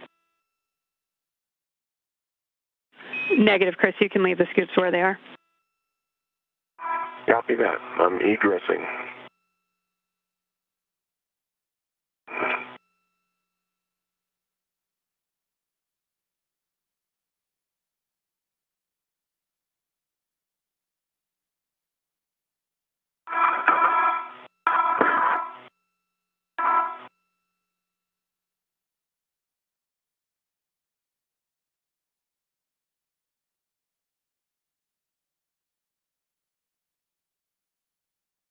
Okay, the adapter plate is soft docked. Copy that, Bob. You can retrieve the PGT with the hex driver. That's the one that's on battery 4, and settings will be alpha 7, clockwise 2. And Chris, for you, as you get back on structure, you'll want to prepare the EP for translation, so make sure the ingress aid is stowed towards the boot plate and tethers are clear. And then once you're 5 feet clear of the external pallet, you can give SSRMS the go to maneuver to the EP Bravo position. Okay.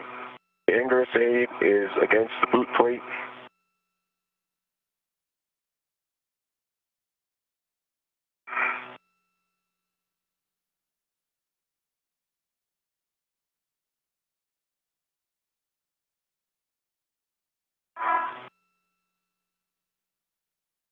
Okay, Doug. I am well clear. No tethers, no interference. You're clear to move. Copy, Chris. Clear the work site. Here comes the maneuver to EP work site Bravo. It'll be another starboard maneuver, about a little over a meter. Okay, copy.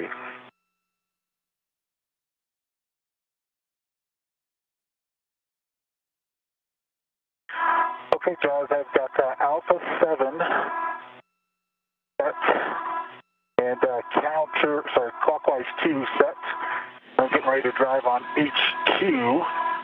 A-firm H2, you'll confirm 1 line flush, looking for 16 to 17 turns. 1 line flush. For 16 to 17 turns. Here we go.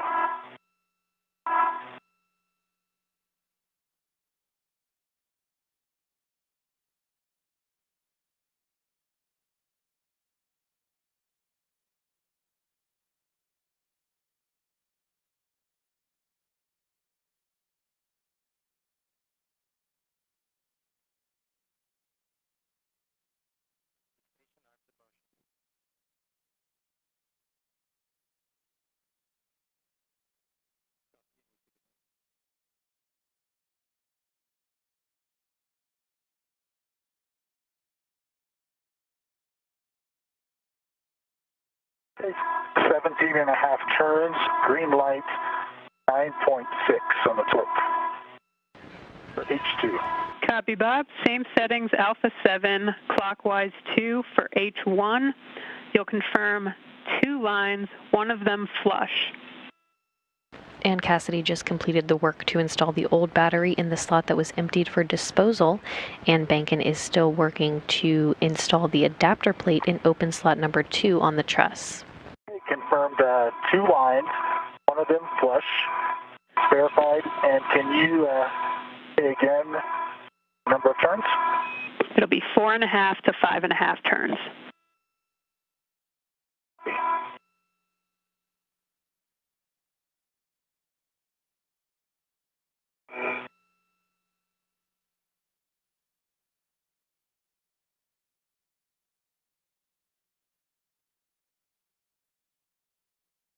Okay, so 5 turns, green light, 9.0 on the torque.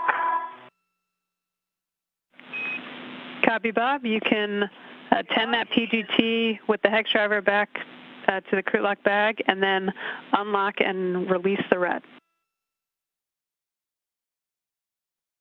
Copy. And Chris, I had to leave the adjustable on the battery there, so to move over here, I couldn't reach that other hook, so I'll let you get this. Got it. And it's adjustable. Thanks, Chris. Yeah. And that could go to the crew lock bag, is what Jaws said. Rig coming off of battery 4. Yeah, adjustable. And Jaws, can you verify we removed the adjustable from the BGT to take it back to the crew lock bag? A-firm.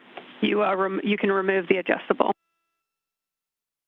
Okay. So the adjustable stays with the PGT. Stays with the PGT.